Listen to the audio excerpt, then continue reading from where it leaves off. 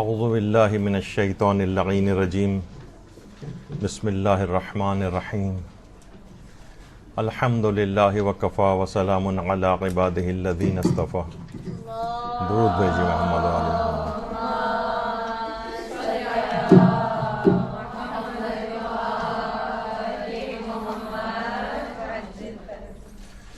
دعاؤں اور عملیات کو لازمی طور پر قبول کروانے کے جو 100 طریقے کے موضوع پر ہمارا درس ہو رہا تھا، اس کا درس نمبر 4.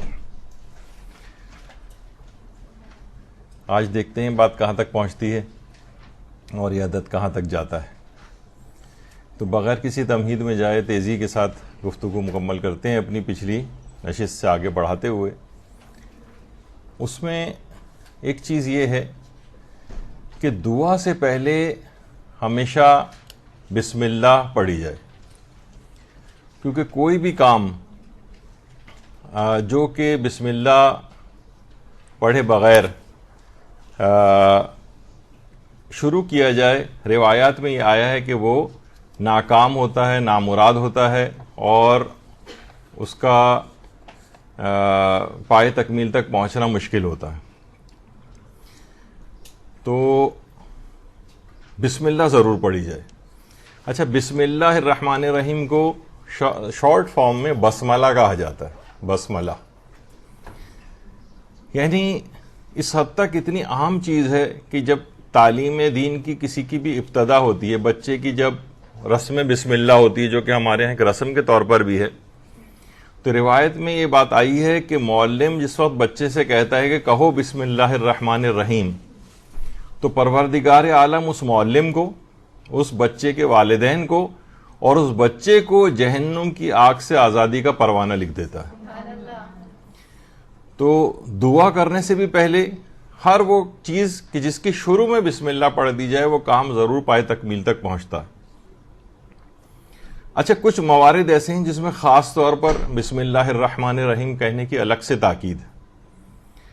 مثلا کھانا کھاتے وقت بعض حکایتوں میں ملتا ہے کہ ہمارے کچھ علماء ایسے تھے جیسے ابن طاؤس وغیرہ، جو کہ مثلا اگر کھانے پہ کئی ڈشز ہیں تو ہمارے ہاں تو عام طور پہ یہی رائج ہے نا کہ بس ایک دفعہ شروع میں بسم اللہ الرحمن الرحیم کہہ دیتے ہیں.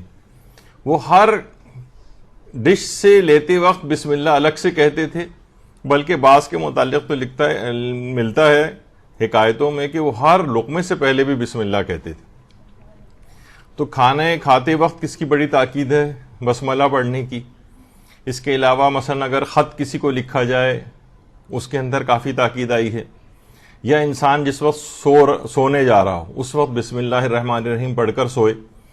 اور کسی جگہ اگر جا رہا ہو تو جاتے وقت بسم اللہ پڑھے، کسی جگہ سے آ رہا ہو تو بسم اللہ. اور پیغمبر اکرم صلی اللہ علیہ وآلہ وسلم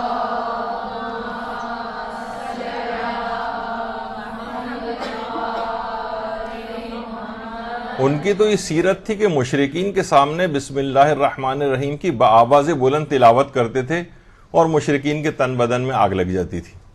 یعنی یہ ایسا پیغمبر کی سیرت تھی کہ اس طرح سے وہ بآواز بلند پڑھا کرتے تھے. اور کسی بھی تحریر کے شروع میں بھی بسم اللہ کی جو ہے وہ آیا ہے اس کے اندر، روایات کے اندر، کہ کسی بھی تحریر سے پہلے بھی بسم اللہ پڑھی جائے. البتہ اشعار سے پہلے بسم اللہ نہ پڑھنے کی، یعنی جو عمومی اشعار ہوتے ہیں، عمومی عام شاعری جو ہوتی ہے، عام غزلیں اور اس طرح کی چیز، اگر کوئی شاعر اپنا کلام کہیں پیش کر رہا ہو، اب اس اشعار کی بھی کئی اقسام ہیں جو کہ جب ہمارے ہاں موسیقی اور گانے وغیرہ کے موضوع پہ جو دروس ہوئے تھے اس کے فقہی احکام پر، تو اس میں ہم نے اشعار کی اقسام بیان کی تھیں. کچھ اشعار حق ہوتے ہیں، کچھ اشعار باطل ہوتے ہیں. کچھ اشعار باطل میں بھی کچھ مکروہ شاعری ہے اور کچھ حرام شاعری ہے. مکروہ، اچھا، جو اشعار حق ہیں وہ بھی شب جمعہ ان کی کراہیت ہے. اب اشعار حق سے کیا مراد ہے، یعنی کہ تفصیل تھی بڑی دلچسپ.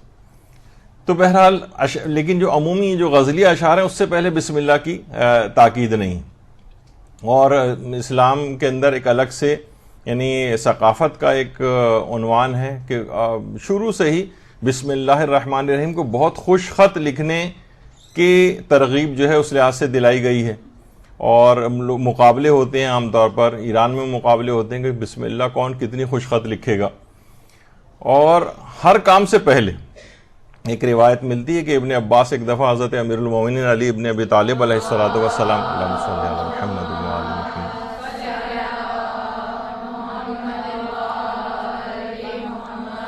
ان کی خدمت میں آئے اور بیٹھتے وقت اچانک سے ان کا پاؤں لڑکھڑایا اور زمین پہ گر پڑے. اس وقت مولا نے یہ الفاظ کہے تھے، یعنی جس کا مفہوم یہ ہے کہ ابن عباس ہر وہ کام کے جو کوئی بسم اللہ سے نہ شروع ہو اس کا انجام اچھا ٹھیک نہیں ہوتا ہے.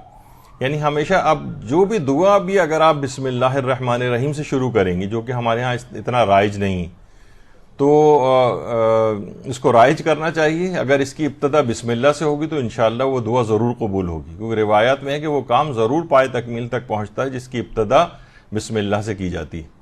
بسم اللہ الرحمن الرحیم کی فضیلت پہ یہاں پر ایک درس بھی ہو چکا ہے مدرسے میں، وہ بھی انٹرنیٹ پہ اس کی تفصیل دیکھی جا سکتی ہے. پیغمبر اکرم صلی اللہ علیہ وآلہ وسلم ارشاد فرماتے ہیں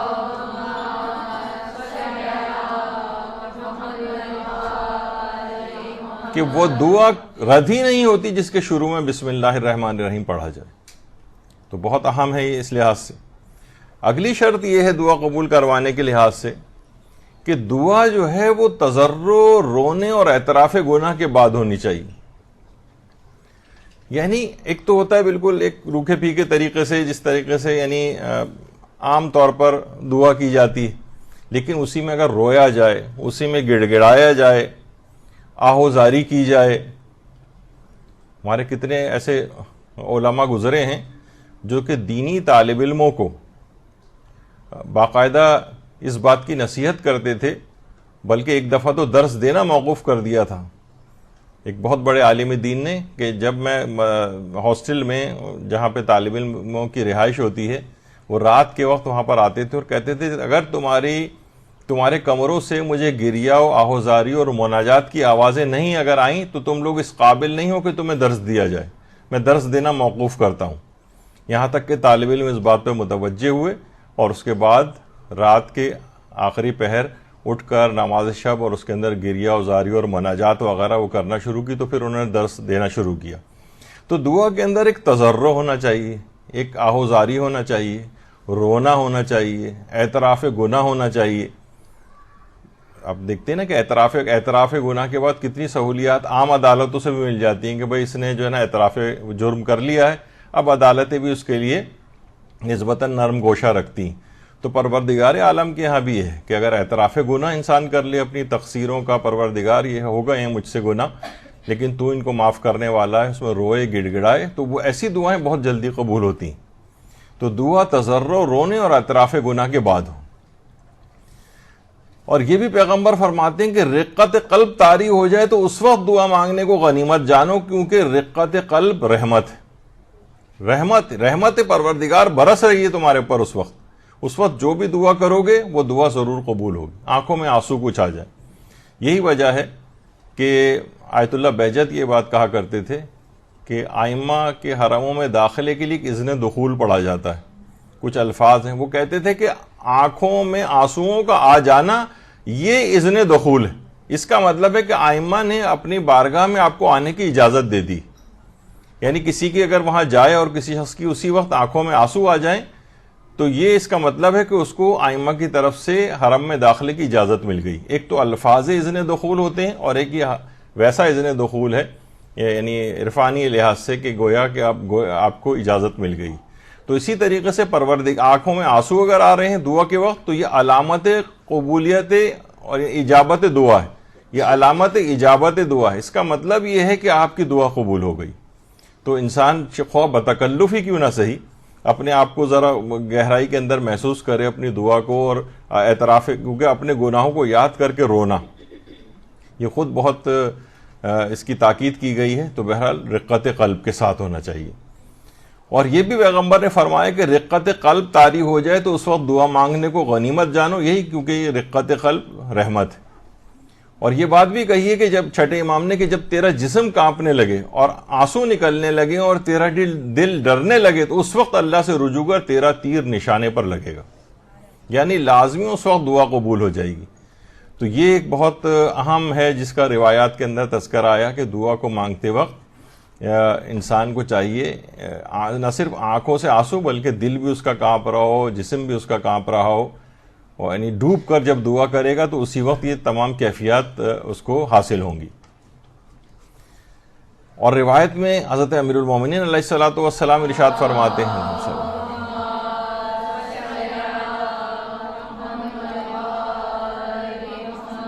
کہ دعا کا طریقہ یہ ہے کہ اللہ کی تعریف کی جائے، پھر اپنے گناہوں کا اقرار کیا جائے اور پھر حاجات طلب کی جائے۔ یعنی اللہ کی تعریف ہونی چاہیے، پہلے اپنے گناہوں کا اقرار ہونا چاہیے، کیونکہ روایت میں ملتا ہے کوئی بندہ اس وقت تک اپنے گناہوں سے باہر نہیں آتا جب تک کہ وہ اپنے گناہوں کا اقرار نہ کر لے۔ تو ایک ایک گناہ کو اپنے سوچ کر اس کو ہم یہ کرتے ہیں نا عام طور پر کہ اپنی نیکیاں تو بہت یاد رکھتے ہیں، اپنے گناہوں کو بھول جاتے ہیں۔ اپنے گناہوں کو یاد کیجیے کہ پروردگار فلاں وقت میں نے گناہ کیا تھا، اس کو معاف کر دے، اس کو معاف کر دے، اس کو معاف کر دے، اور پھر اس کے بعد گناہوں کا جب اقرار کر کے دعا مانگے گا تو وہ دعا ضرور قبول ہو جائے گی۔ روایات میں یہ چیز آئی ہے۔ پیغمبر اکرم کس طرح سے دعا مانگتے تھے؟ حضرت امام حسین علیہ الصلوۃ والسلام ارشاد فرماتے ہیں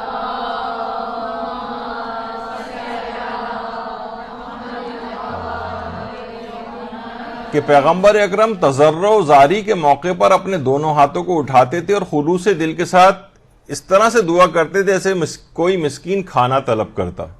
اللہ کے آگے اتنے عاجزی کا اظہار کرتے تھے پیغمبر اکرم، اس طریقے سے کوئی فقیر اور مسکین کسی کے سامنے مانگتا ہے تو اپنے رب کے سامنے اس طرح سے عاجزی کا اظہار کرتے تھے۔ تو تضرع و زاری، رونا، اس متعلق پیغمبر اکرم کی جو سیرت تھی یہ امام حسین علیہ الصلوۃ والسلام نے ارشاد فرمائی ہے۔ دعا میں اصرار کیا جائے، یہ ایک اگلی شرط ہے۔ ہمارے ہاں عام طور پہ یہ ہوتا ہے کہ ایک دفعہ، دو دفعہ، تین دفعہ بس کر کے سوچتے ہیں کہ بس ہمیں یعنی بٹن دبانے والا معاملہ ہے کہ بس بٹن دبائیں اور ہماری دعا قبول ہو جانی چاہیے۔ اس میں اصرار کرنا چاہیے۔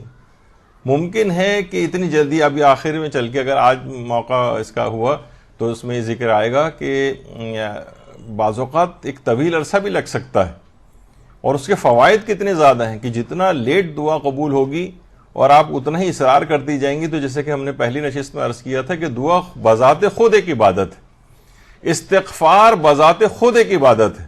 جیسے کہ کہا جاتا ہے نا کہ آخر آئمہ اور جو پیغمبر اکرم یہ استغفار کیوں کرتے تھے؟ روایتوں میں ملتا ہے پیغمبر 70 دفعہ روزانہ استغفار کرتے تھے۔ تو کیوں استغفار کرتے تھے جبکہ کوئی گناہ نہیں تھا ان کا؟ تو علماء یہی بیان کرتے ہیں کہ یہ جو دعا ہے اور استغفار ہے یہ بذات خود ایک عبادت ہے، اس کا گناہ سے تعلق نہیں ہے۔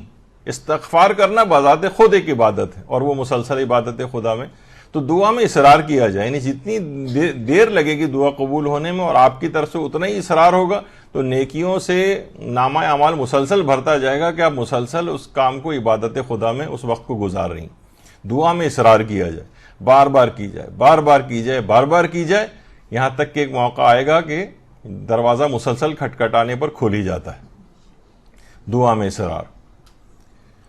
پیغمبر اکرم صلی اللہ علیہ وآلہ وسلم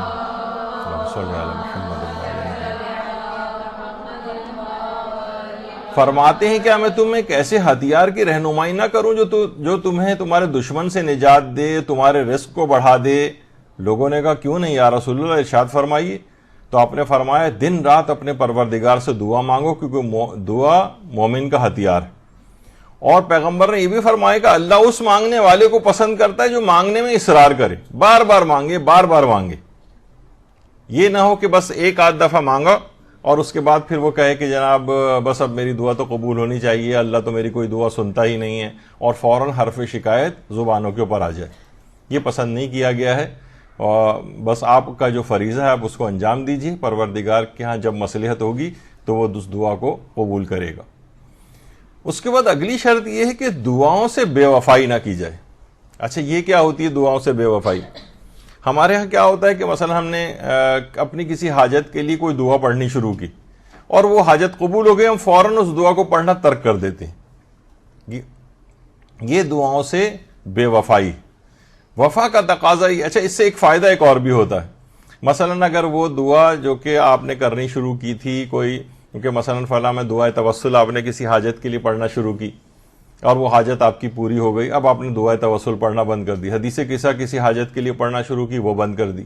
نہیں, اس میں دوام رکھیں. اس سے فائدہ ایک یہ ہوگا کہ وہ جو آئی ہوئی نعمت یا جو قبول شدہ دعا ہے اس کا بیمہ ہو جاتا ہے.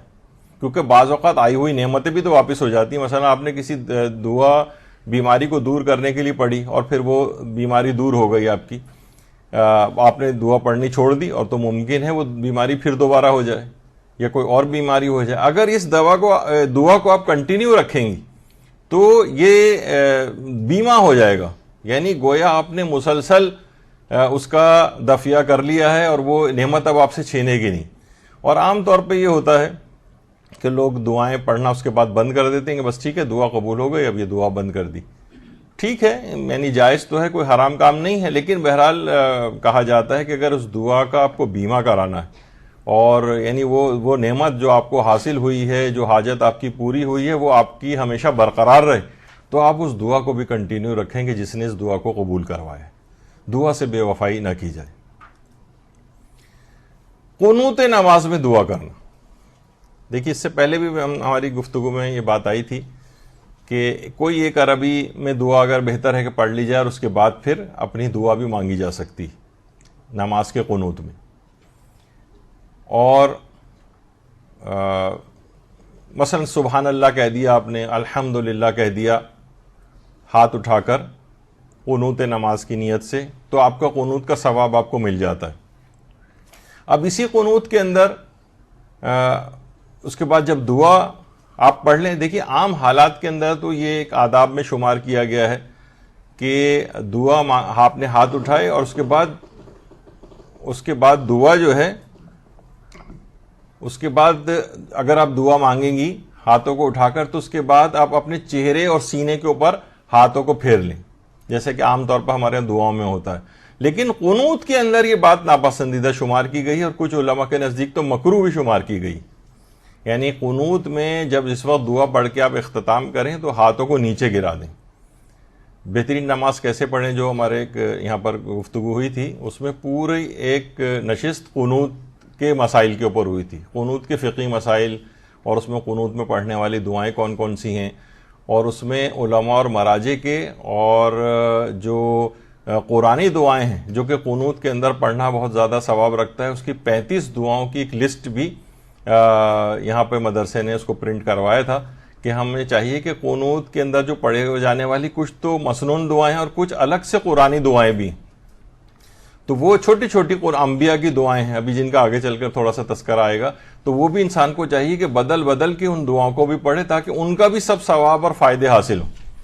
دیکھیے بہت ساری چیزیں ہیں نا, ہر دعا کے الگ ثواب اور فائدے ہیں. جیسے امام خمینی کہا کرتے تھے کہ ہر سورے سے پہلے بسم اللہ الرحمن الرحیم جو پڑھی جاتی ہے اس میں اس سورہ کے حوالے سے بسم اللہ کے خواص ہو جاتے ہیں.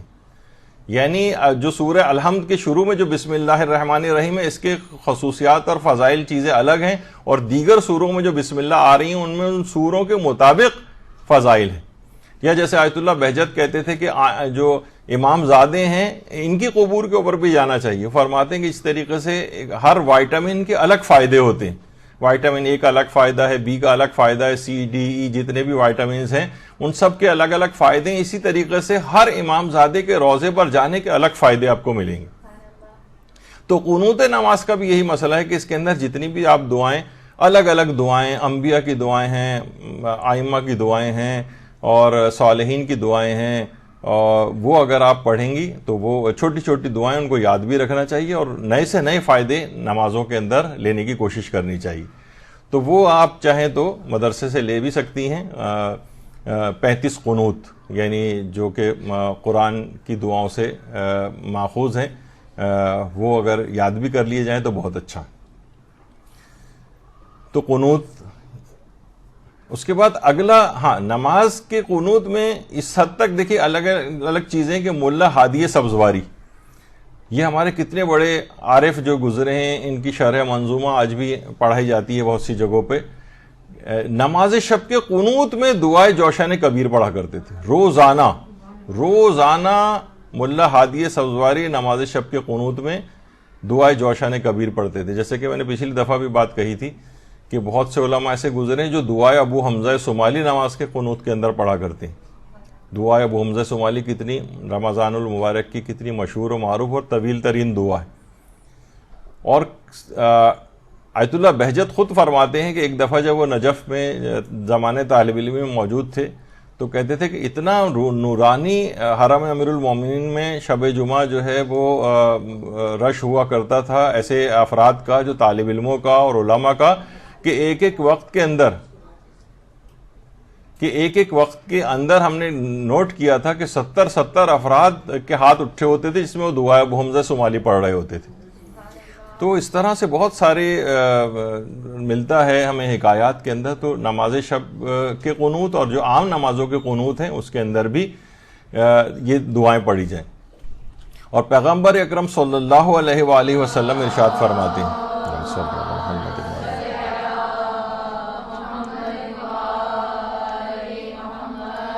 کہ دنیا میں قنوت کو طول دینے والے قیامت کے دن حساب کے موقع پر بہت آرام سے ہوں گے.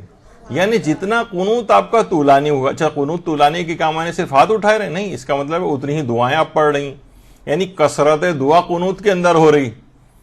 تو قیامت کے دن حساب و کتاب میں بہت آسانی ہوگی. اتنی تیز جتنا یہاں طویل اختیار کر لیں گی آپ قنوت کو اتنا ہی قیامت کے دن کم ٹائم میں حساب و کتاب ہو جائے گا. تو یہاں یہ دنیا کے اندر ظاہر دنیا جو ہے وہ دارالعمل ہے، آخرت دارالجزا ہے. یعنی یہاں پر آپ کو کام کرنا ہے اور اس کا فوائد آپ کو آخرت میں لینے. تو قنوت کو طول دیجئے.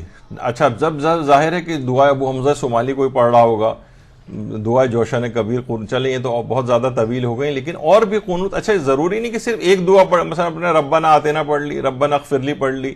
اس طرح کی چھوٹی چھوٹی 5 7 8 10 دعائیں بھی قنوت کے اندر آپ پڑھ سکتی ہیں. ربنا لا تزغ قلوبنا بھی ملا دیں، یا ولی العافیہ والی دعا بھی ملا دیں، ربنا لا تزغ قلوبنا والی بھی ملا دیں. اس طرح سے کر کے کتنی دعائیں، رب زدنی علما والی ملا دیں. یعنی 5 7 8 10 دعائیں بھی قنوت کے اندر آپ کر لیں. اور ہر نماز میں الگ الگ قنوتوں کا انتخاب بھی کر سکتی ہیں تاکہ نماز کے دوران پڑھی جانے والی جو دعا ہے قنوت والی تو عام دعا سے زیادہ استجابت رکھتی. یعنی خود مقام عبادت جو واجب عبادت ہے ہمارے ہاں دیکھیے ایک مسئلہ یہ بھی ہے نا کہ مستحب نمازوں کو بڑی اس سے پڑھا جاتا ہے بہت ہی اہمیت دے کر.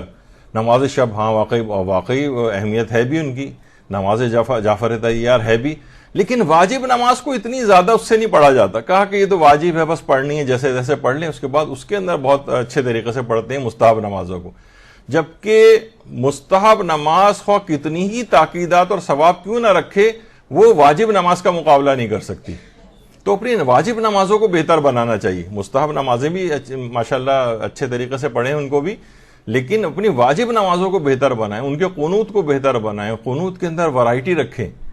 اچھا اس سے ایک اور بھی فائدہ ہوتا ہے، علماء کہتے ہیں کہ جتنی آپ بدل کے پڑھیں گی نا دعائیں اتنا ہی آپ کی کنسنٹریشن اس کے اندر اور ارتکاز اور شوق زیادہ ہوگا. اچھا کیونکہ جو رٹی رٹائی چیزیں ہوتی ہیں نا بس وہ زبان پہ خود بخود آ جاتی ہے، پھر آپ کا دماغ سوچتا بھی نہیں ہے، بس آپ ایک ٹیپ ریکارڈر کی طرح سے اس کو پڑھ رہی ہوتی ہیں.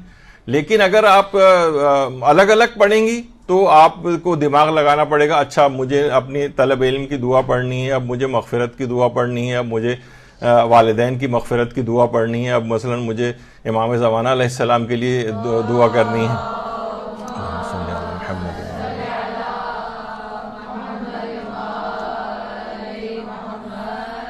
تو قنوت میں بھی جبھی ہم نے اس کے 35 قنوت الگ سے نکالے کہ وہ قرآنی آیات پہ مشتمل ہیں، انبیاء کے قنوت ہیں، یعنی انبیاء جو دعائیں مانگا کرتے تھے وہ ان کو قنوت کے اندر پڑھیں. آیت اللہ بہاؤالدینی کے بارے میں ایک شاگرد ان کے کہتے ہیں کئی سالوں تک مسلسل نماز کے قنوت میں آیت اللہ بہاؤالدینی قرآن کریم کی آیات اور دعائیں پڑھتے تھے، مرسوم دعائیں جو ہیں، معصورہ دعائیں. یہاں تک کہ اچانک ہم اس بات کی طرف متوجہ ہوئے کہ قنوت میں آپ کے الفاظ اور عبارتیں تبدیل ہو گئیں، اور جب وہ اپنے ہاتھوں کو اٹھاتے تھے تو امام زمانہ کے لیے دعا کرتے تھے، اللہم کن لولیک الحجت پڑھتے تھے. ایک دن ہم ان کے پاس تھے اور مناسب موقع ملا تو ہم نے اس تبدیلی کے بارے میں سوال کیا کہ پہلے تو آپ قرآنی آیات اور دیگر دعائیں پڑھتے تھے، اچانک سے یہ دعا اللہم کن لولیک الحجت کیوں پڑھ رہے ہیں؟ تو آپ نے ایک جملے پر اکتفا کیا اور کہا کہ امام زمانہ نے یہ پیغام پہنچا ہے کہ قنوت میں ہمارے لیے دعا کیا کرو۔ صلی اللہ علیہ محمد وآل محمد۔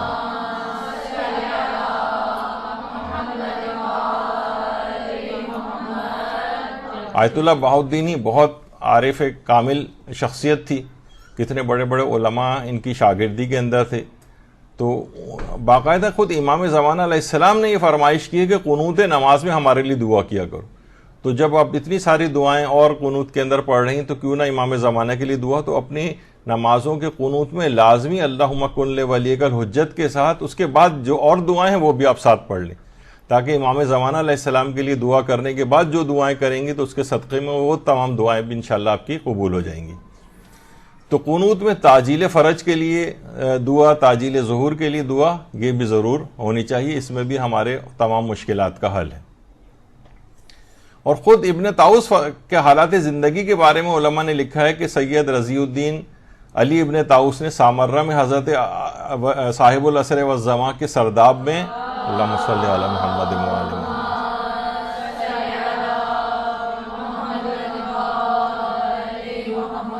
کہ امام زمانہ کی خود انہوں نے صدائے مبارک سنی کہ آپ اپنی دعائے قنوت میں آپ پڑھ رہے تھے کہ اے اللہ ہمارے شیعہ ہماری فاضل طینت یعنی بچی ہوئی مٹی سے خلق ہوئے، لہٰذا تو ہماری ولایت کے پانی یہ ہماری ولایت کے پانی سے خمیر ہوئے ہیں، لہٰذا ہماری خاطر انہیں بخش دے۔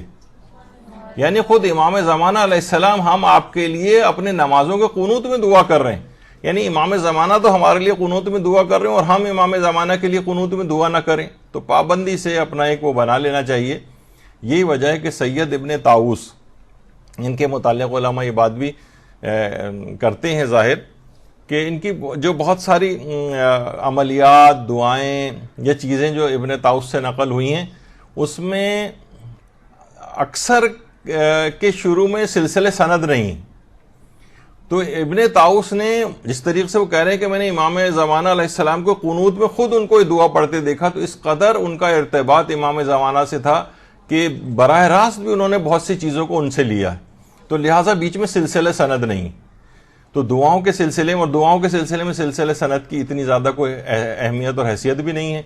آیت اللہ سیستانی بھی فرماتے ہیں کہ اصل میں دعاؤں اور زیارات کا جو سند، ان کی جو سند ہے وہ ان میں موجود اعلیٰ پائے کے مفاہیم ہیں، بلند پایا پیغامات ہیں، اس میں جو عرفانیات اور اس کی باتیں ہیں پروردگار عالم سے قریب ہونے کی، وہی اس کی سند ہے، تو اس میں لوگوں کے سلسلے سند کی اتنی اہمیت نہیں۔ تو قنوت کے بعد اگلا جو سب سے اہم مرحلہ ہے وہ ہے سجدے میں دعا کی جائے۔ سجدے میں دیکھیے واسجد واقترب، قرآن کی آیت ہے، سجدہ کرو اور خدا سے قریب ہو جاؤ۔ یعنی انسان سجدہ کرتا ہے جتنا، یعنی سب سے زیادہ مقام قربت جو ہے انسان کا وہ ہے کہ اپنی پیشانی پروردگار عالم کے سامنے سجدے میں رکھ دے، سجدے میں دعا کی جائے۔ چھٹے امام جعفر صادق علیہ الصلاۃ والسلام فرماتے ہیں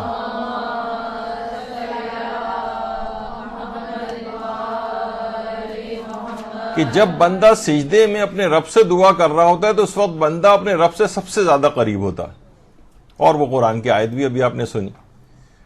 اور پیغمبر اکرم صلی اللہ علیہ وآلہ وسلم، اللہم صلی علی محمد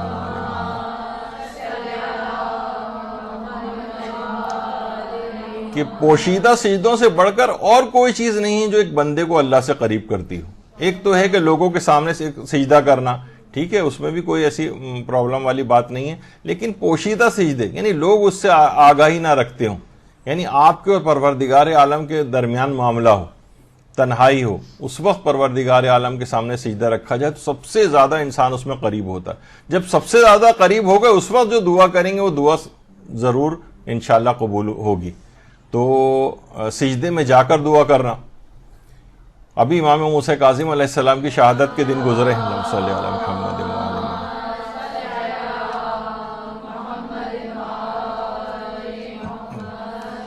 کہ امام موسیٰ کاظم قید خانے میں صبح سے ظہر تک ایک ہی سجدے میں صبح سے لے کر ظہر تک ایک سجدے کے اندر وقت گزار دیتے تھے اور اسی طرح سے زمین سے اپنے آپ کو لگائے رکھتے تھے.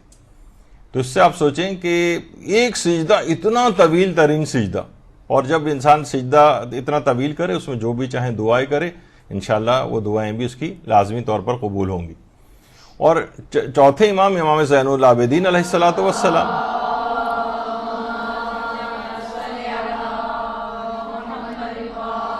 اس قدر سجدے بجا لاتے تھے کہ پورے ماتھے پر سجدوں کے نشان اور پیوند نمودار ہوتے تھے. ہر سال 2 مرتبہ پیشانی پہ لگے ہوئے 5 عدد نشانوں کو کٹواتے تھے, جب بھی ان کو ذو الصفنات کہا جاتا ہے. یعنی اس طرح سے گٹے ان کے پیشانی کے اوپر پڑ جاتے تھے کثرت سجدہ کے ذریعے. تو ہمیں چاہیے کہ علماء بھی کہتے ہیں کہ گھر میں ایک جانماز ہو جو کہ ہر وقت بچھی رہے. ہر وقت لوگوں کو اس کی فکر سوار ہوتی ہے کہ جانماز بچھی رہے گی اور کھلی رہے گی تو شیطان نہ پڑھنا شروع کر دے. اچھی بات ہے اگر وہ پڑھنا شروع کر دیتا ہے, لیکن کم سے کم آپ کو تو سہولت ہو جائے. اب جانماز تہ کر کے کسی جگہ بند رکھی ہوئی ہے تو آدمی کو بھی سستی آتی ہے, کون کھولے. ایک ہر وقت کھلی ہوئی جانماز اور سجدہ رکھی ہو, آتے جاتے ایک سجدہ بے اختیار کیجئے, وہاں پر نعمتوں کو یاد کر دیجئے. اس سے پہلے بھی بیان ہو چکا ہے یہاں پر, اور انشاءاللہ ایک شکر کے موضوع پر ارادہ ہے کہ آئندہ کہ ہر نعمت کے الگ الگ کس طرح سے شکر بیان کیے گئے ہیں. تو ہم ہم ایک دفعہ کہہ دیتے ہیں بس اللہ تیرا شکر ہے, خالی یہ نہیں بلکہ شکر کی بہت ساری کیٹیگریز ہیں. تو اس میں یہ کہ سجدہ شکر یعنی کوئی نہ کوئی نعمت آپ کو اپنی یاد آئے گی. ہر وقت انسان کو چاہیے اللہ کی نعمتوں کو یاد کرے. ائمہ کی سیرت میں ملتا ہے سواری پر بھی ہوتے تو اتر کے ایک سجدہ کر لیا کرتے تھے کہ ایک نعمت خدا مجھے یاد آ گئی تو میں نے ایک سجدہ شکر کیا. تو یہ اس قسم کی ایک عادت گھر میں پریکٹس ہونی چاہیے, جو قرآن مجید کو اتنے زیادہ جزدانوں کے اندر لپیٹ کے اتنی اونچی جگہ کے اوپر رکھنا کہ سیڑھی لگا کے اس کو اتار کے نیچے لانا پڑے تو کبھی کوئی اس کو نہیں پڑے گا. جب بھی کہا جاتا ہے نا کون سی وہ دادی اماں جو تھیں وہ پیسے چھپا کے رکھتی تھیں, اور ہاں تو وہ یہی کہتی تھیں کہ قرآن میں اس وجہ سے رکھتی ہوں مجھے پتہ ہے تم میں سے کوئی اس کو نہیں کھولے گا کبھی. تو بہرحال اس طرح سے لوگ جب اس طرح سے دور رکھا جائے گا لوگوں کی پہنچ سے تو کون قرآن کو کھول کے پڑھے گا. یہ بالکل ہینڈی ہونا چاہیے قرآن. بلکہ علامہ طالب جوہری صاحب قبلہ آئے تھے تو نے ان سے یہاں مدرسے کا وزٹ کیا تھا انہوں نے جب وہ حیات تھے, اللہ ان کے درجات کو بلند فرمائے. تو وہ یہی کہتے تھے کہ ہمارے استاد کہتے تھے قرآن کو اتنا پڑھنا چاہیے اتنا پڑھنا چاہیے اتنا پڑھنا چاہیے کہ وہ بوسیدہ ہو کر پھٹ جائے اور آپ کو نیا قرآن لینا پڑے. یعنی قرآن کا احترام یہ نہیں ہے کچھ جزدانوں میں لپیٹ کر بغیر پڑھے اتنا اوپر رکھ دو کہ وہ 5000 سال تک مثلا بالکل کوئی نقصان اس کو نہ پہنچے. یعنی یہ نہیں, یعنی اتنی کثرت کے ساتھ پڑھنا چاہیے. اب یہ نہیں کہ اس کے معنی کہ خود ہی اس کو اتنا ایسا رف ہینڈل کریں گے وہ پھٹ جائے. مقصد ہے کہ یعنی کثرت سے جب تلاوت ہوگی تو ظاہر ایک صفحات کی بھی ایک عمر ہوتی ہے, وہ بھی خستہ ہو جاتے ہیں. تو پڑھ کے اسے خستہ کیجیے. یہ نہ ہو کہ مثلا خدا نہ خواستہ کوئی یعنی صرف رکھے اس کے صفحات خراب ہو جائیں. تو قرآن کے لحاظ سے یہ بات ہے. تو بہرحال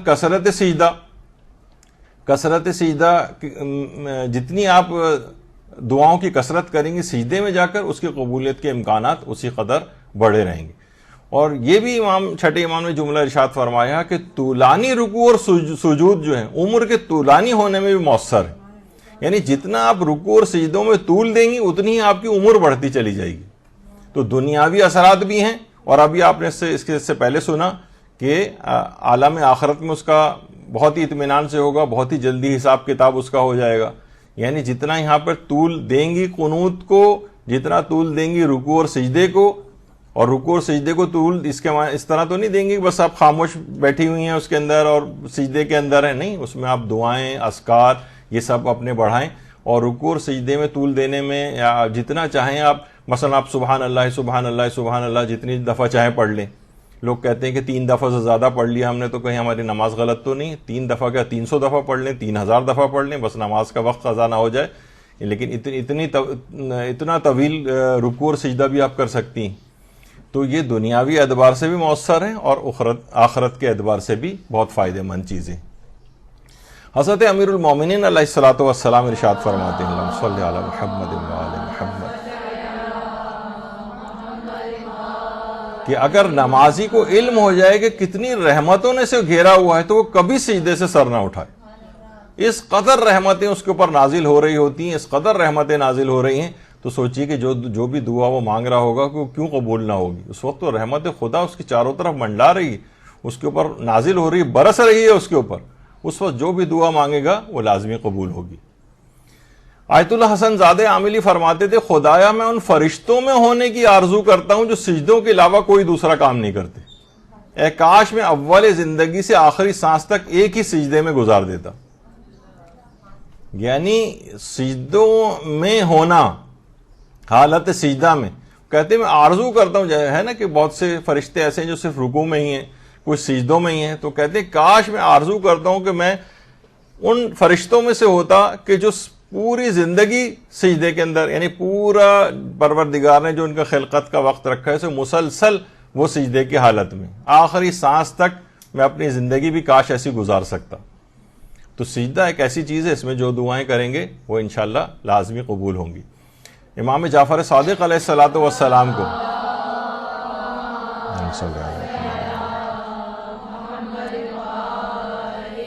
لوگ سجدے کی حالت میں 500 مرتبہ سبحان اللہ کا ذکر پڑھتے سنتے تھے.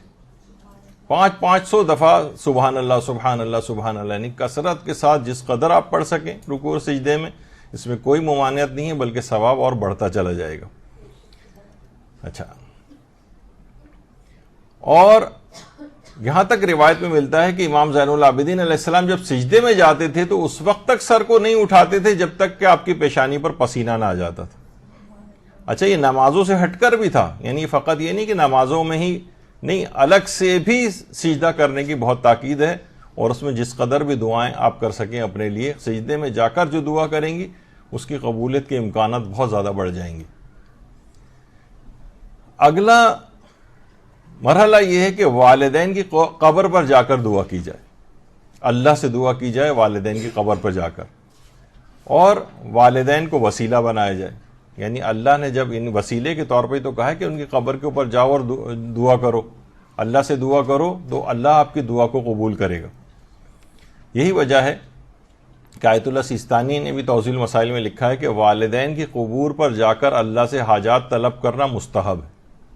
یعنی انسان اپنے والدین یا اور جو آبا و اجداد ہیں، کسی کی دادا دادی نانا نانی اس طرح سے جو رشتہ دار ہیں، ان کی قبور پہ جا کر، اور میں نے بذات خود بھی اس کا تجربہ کیا ہے، والدین کی قبور پہ جا کر جو دعا مانگی جاتی ہے وہ لازمی قبول ہو جاتی ہے. یعنی باقاعدہ الگ سے میں نے نوٹ بھی کیا کہ یہ دعائیں کی تھیں، اور یعنی اگر میں دماغ میں لے کر آؤں تو 100% وہ قبول ہوئیں. تو والدین کی قبور پر جا کر حاجات طلب کرنا الگ سے آیت اللہ سیستانی نے کہا ہے مستحب ہے، اللہ سے حاجات طلب کرنا.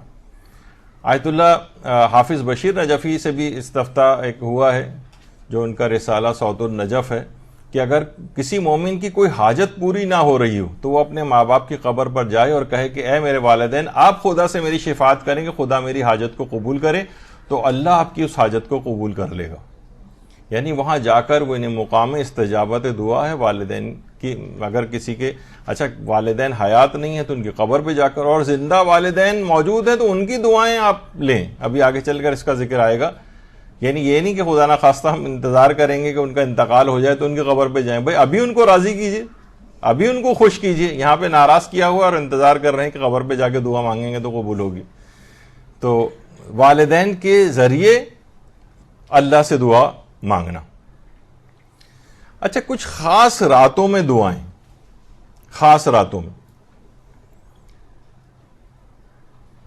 خاص راتیں کون سی ہیں؟ ایک تو ابھی کچھ ہی دن بعد آنے والی ہے لیلۃ القدر، شب قدر، اور انشاءاللہ شب قدر سے پہلے شب قدر کے فضائل کے اوپر تقریباً ہمارے تو جب سے مدرسہ کا آغاز ہوا ہے شب قدر کے سلسلے میں الگ سے کلاس لازمی ہوتی، تو اس لحاظ سے تو 18ویں یا 20ویں کلاس اس لحاظ سے ہوگی شب قدر پہ. تو لیلۃ القدر اتنی زیادہ فضائل ہیں، اور واقعی جو 1000 مہینوں سے بھی افضل رات ہے، اس کے فضائل اتنی جلدی کیسے ختم ہو جائیں گے. تو ایسی شبوں کو بالکل ضائع نہیں کرنا چاہیے، بلکہ اس کی تیاری ابھی سے شروع کر دینی چاہیے. میں نے کتنے ہی ایسے بچوں کو دیکھا ہے کہ وہ باقاعدہ ایک پوری لسٹ بنا کے سوچ کے مہینوں پہلے سے اپنے پاس، تاکہ اس رات شب قدر میں وہ دعائیں علی الخصوص، ایسا نہ ہو کوئی دعا آپ کے دماغ سے مس ہو جائے، سلپ ہو جائے، تو پہلے سے ان کا پورا ایک اپنے پاس آپ رکھیں گے یہ ساری دعائیں مجھے اس رات کو کرنی ہے، کیونکہ وہ رات ہے ہی دعاؤں کی قبولیت کی رات. خاص راتوں کو بالکل مس نہ کریں. یعنی ہوتا ہے نا کہ بعض اوقات پتہ چلا وہ کیونکہ رمضان میں ہی آ رہی ہیں تو افطاریوں میں اور اس کے بعد رات کے کھانوں میں اور برتن کو دھونے میں، یعنی کچھ اپنے اس رات کو کچھ ایسے طریقہ کار آپ استعمال کریں کہ ان میں زیادہ وقت نہ لگائیں. یہ تو سارا سال کھانے پینے کے سلسلے چلتے ہی رہتے ہیں، اور اتنا زیادہ جتنا آدمی اس رات کو کھا لیتا ہے اتنی زیادہ اسے غنودگی یہ وہ عبادات میں بھی دل نہیں لگتا ہے. تو اتنے زیادہ اہتماموں کی ضرورت نہیں ہے، اور کچھ متبادل سوچ کے رکھنا چاہیے کہ زیادہ، کیونکہ رات تیزی سے گزرتی چلی جاتی. یعنی پتہ چلا 7:45 بجے افطار ہوا اور اس کے بعد سے لے کر اور 2:30-3 بجے پھر دوبارہ سحری، 4-5 گھنٹے کی رات ہے جس میں تمام اتنی چیزیں اہم انجام دینی ہیں، اور ایک ایک دعا جو ہے سوچ کے کرنی ہے کہ اس رات قلم تقدیریں لکھی جا رہی ہوں گی. تو تقدیر آپ لکھی جا رہی ہے، اور جس طرح علماء کہتے ہیں کہ اگلے دن کسی کو عدالت فیصلہ سنانے والی ہے تو پھانسی ہو جائے گی، بری ہو جائے گا، تو وہ رات کے پوری سو کر گزارے گا، نہیں اضطراب میں گزارے گا، پتہ نہیں میرے لیے کیا فیصلہ لکھا جائے. تو اسی طریقے سے شب قدر کے اندر ہے کہ پتہ نہیں کیا کچھ لکھا جائے، تقدیر میں کیا لکھا جانے والا ہے. تو اس رات اپنی تقدیر بدلوائی جا سکتی. تو ساری چیزیں پہلے سے کر کے رکھیں کہ اس میں کون کون سی دعائیں مانگنی. شب نیمہ شعبان اس سے پہلے آئے گی 15 شعبان. اس رات کو امام اثر علیہ الصلوۃ والسلام، اللہم صلی علی محمد وعلی محمد،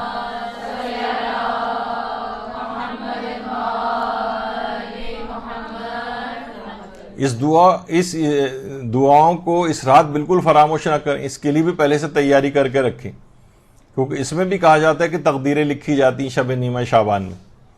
اور شب قدروں کے لحاظ سے پھر اس میں امضاء ہوتا ہے، یعنی مہر تصدیق ثبت ہوتی ہے اور پرماننٹ کیا جاتا ہے ان کو پورے سال کے لیے. تو اس رات کو فراموش نہ کریں. اسی طریقے سے شب جمعہ کو فراموش نہ کیا جائے دعاؤں کے سلسلے میں. تو کچھ خاص راتیں ہیں اس طرح کی کہ ان میں دعاؤں کے لیے پہلے سے پریپریشن ہونی چاہیے. شب جمعہ بھی سوچ کے رکھیں آج شب جمعہ ہے، اب دعائیں مجھے کون کون سی کرنی. اسی طرح سے عید فطر کی رات اور عید قربان وغیرہ کی رات، یہ بہت زیادہ نمازیں پڑھنے کی، قرآن کی تلاوت کی اور اللہ سے دعائیں مانگنے کی رات ہے. روایتوں میں یہ بات آئی ہے. لوگ عام طور پہ عید فطر کی رات کو ہلا گلا یہ وہ اس کے اندر پوری رات کو نکال دیتے ہیں، جبکہ روایات میں یہ بات آئی ہے کہ عید فطر کی جو رات ہے، یعنی شب عید فطر، کسی طور پر بھی شب قدر سے کم رات نہیں اپنی اہمیت کے اعتبار سے. اور روزے عید بھی اس لحاظ سے، بلکہ شب قدر گزرنے کے بعد جو دن آتا ہے اس کو متعلق بھی یہ بات کہی جاتی ہے کہ وہ دن بھی شب قدر سے کم نہیں ہوتا. ہم سوچتے ہیں بس شب قدر اب گزر گئی، بس اب وہ دوسرا اگلا دن شروع ہو گیا ہے، اب وہی اسی طرح سے نہیں، وہ اگلا دن بھی شب قدر سے کم نہیں، اس کو بھی اہمیت مکمل دینی چاہیے. تو بہرحال عید فطر ہے، قربان ہے، یہ بہت زیادہ عبادات کرنے کی راتیں ہیں. ان راتوں میں شب داری کی بھی بہت فضیلت ہے، یعنی پوری رات جاگ کر عبادت کی جائے، نہ کہ کیونکہ اسی رات سے اس قدر ماحول ہمارے معاشرے کے اندر بن جاتا ہے گانے بجانے کا اور اس کا، کہ ابھی تک تو جو بھی بہروپی ہے اس کے اوپر بیٹھے ہوئے تھے ٹی وی کے اوپر جو سب اسلامی باتیں کر رہے تھے، اب ایک دم سے ناچ گانا وہی لوگ سب شروع کر دیتے ہیں. تو بہرحال اس میں اپنے وقت کو ضائع نہیں کرنا چاہیے، اور ان راتوں کو بہترین عبادت، یہ جو راتیں ہیں شب عبادت ہیں، شب دعا ہیں، یعنی اس کو اس میں ضائع نہیں کرنا چاہیے لہو و لعب میں.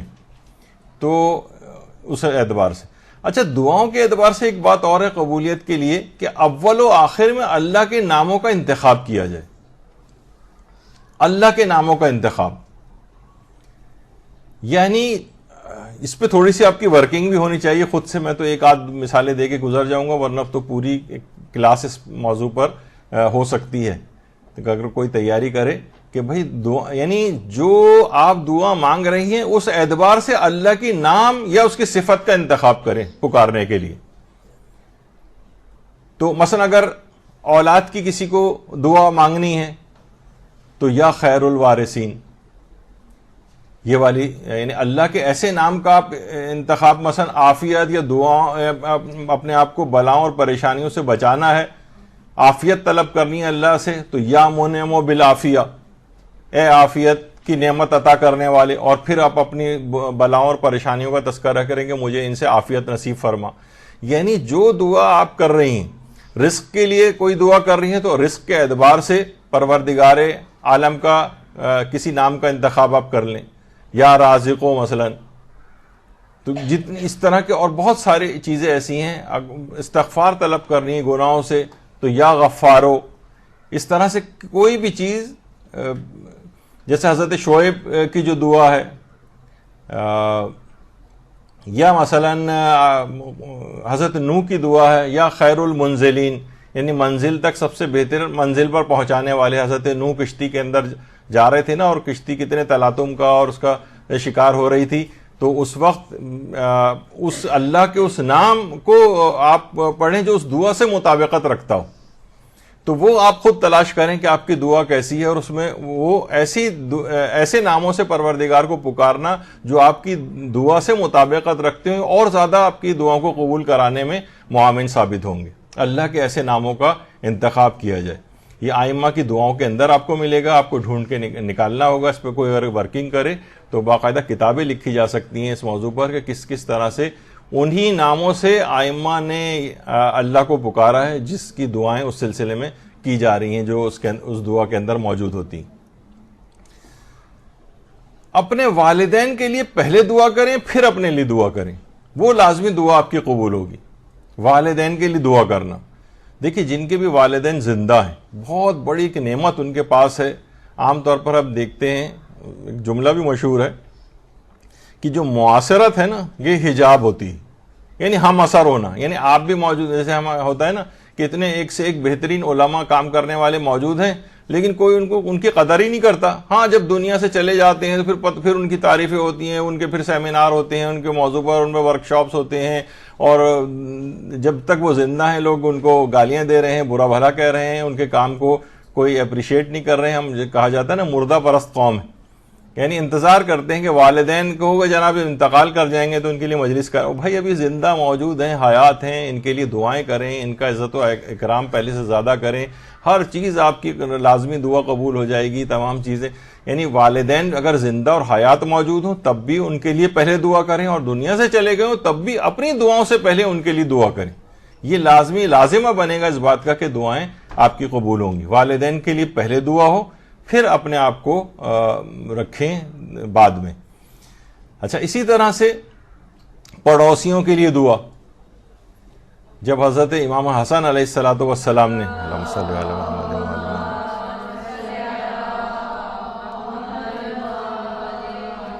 نے یہ بات سنی تھی کہ شہزادی فاطمہ الزہرا سلام اللہ علیہا ان کی والدہ گرامی، اللہم صلی علی محمد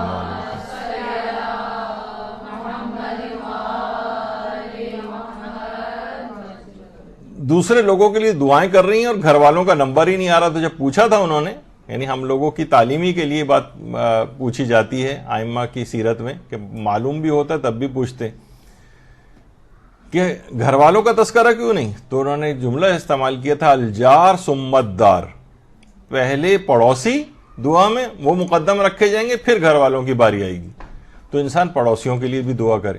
اچھا، پڑوس کے اندر یعنی ظاہر ہے کہ ضروری نہیں ہم جس معاشرے میں رہتے ہیں کہ آپ کے ہم عقیدہ ہی آپ کے پڑوسی ہوں، لیکن ان کے لیے بھی دعا کرنا. بہت سی چیزوں میں جو مصیبتیں، پریشانیاں، کہا جاتا ہے نا کہ خیر کی کتنی چیزیں ایسی ہیں جو آپ کرتے ہیں تو آپ کے اس کا اثرات آپ کے پڑوس تک بھی جاتے ہیں، یہاں تک کہ آپ کے اپنے رشتہ داروں تک جاتے ہیں. ان میں بھی یعنی وہ ختم ہو جائیں، اجر تقسیم ہو جائے، پھر بھی اجر بچ جائے تو پھر پڑوس میں تقسیم ہوتا ہے. تو اسی طریقے سے ان کی بھی بہت ساری چیزیں ایسی خرابیاں ہیں کہ وہ خرابیاں پڑوس کے گھروں تک اس کے اثرات جاتے ہیں. تو بہرحال پڑوسیوں کے لیے بھی دعا کرنی چاہیے. اور اس کے بعد پھر ابھی جب کہ ابھی شب قدر آئیں گی تو اس کے اندر پچھلے نشستوں میں ہم نے بیان کیا ہے کہ بعض مراجع کہتے ہیں کہ اس رات کو کفار تک کی ہدایت کے لیے دعا کرنا. کفار کے لیے دعا کر رہے ہیں آپ کہ ان پروردگار کو ہدایت دے، یا جو ہدایت کے قابل نہیں ہیں ان کو نیست و نابود کرے، جن سے انسانیت خطرے میں ہے. یہ بھی سب دعائیں کفار کے اعتبار سے بھی. اور کافروں کے لیے بھی بہت جلدی مومن کی دعا قبول ہوتی. یہ نہیں کہ بس یہ تو کافر ہیں ان سے بس نفرت کا اظہار کر کے ان سے دور کیا جائے، نہیں، ان کی بھی ہدایت کی دعا کریں. پیغمبر اکرم کفار اور ان سب کے لیے ہدایت کی دعائیں نہیں کرتے تھے؟ کہ جو زمانے میں تو سارے تقریباً سب کافر ہوتے تھے، لیکن دعائیں کرتے تھے کہ ایمان اور اسلام قبول کریں. اور یہی سب کافر کچھ ہی عرصے بعد جب امام زمانہ علیہ السلام تشریف لائیں گے، اللہم صلی علی محمد و آل محمد،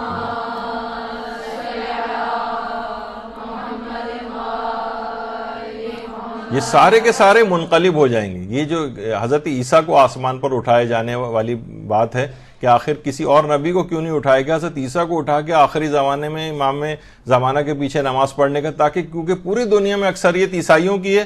جب وہ حضرت دیکھیں گے کہ حضرت عیسیٰ خود آ کر ان کے پیچھے نماز پڑھ رہے ہیں تو وہ سارے عیسائی بھی منقلب ہو جائیں گے اور شیعہ ہو جائیں گے. تو بہرحال بات ذکر یہ ہو رہا تھا کہ پڑوسیوں کے لیے بھی دعا کریں، چاہے وہ کافر ہی کیوں نہ ہو، چاہے وہ آپ کے ہم عقیدہ ہی کیوں نہ ہو، ہم عقیدہ نہ بھی ہوں، تب بھی ان کے لیے دعا، پڑوسیوں کے لیے. دعا کے آخر میں آمین کہا جائے. آمین یعنی آمین کی کیا معنی ہیں؟ یعنی جو دعا کہی گئی اس میں لوگ جب آمین کہتے ہیں تو یہ اس کے معنی ہوتے ہیں اے اللہ ایسے ہی کر، یعنی اے اللہ یہ ہماری یہ دعا قبول فرما. آمین کے معنی یہ دیکھیے، ایک تو سورہ الحمد کے بعد نماز میں آمین کہنا یہ تو مبطل نماز ہے، نماز باطل ہو جاتی ہے اگر نماز میں. اچھا اس کی کیا وجہ ہے؟ دیکھا جائے تو بہت سے لوگ اعتراض کر سکتے ہیں کہ نماز میں آپ ہی نے کہا تھا کہ دعا کہیں بھی کی جا سکتی ہے اور کسی بھی جگہ قرآن پڑھا جا سکتا ہے، یا ذکر خدا کہیں پہ بھی نماز میں ہو سکتا ہے، تو آمین میں کیا قباحت ہے؟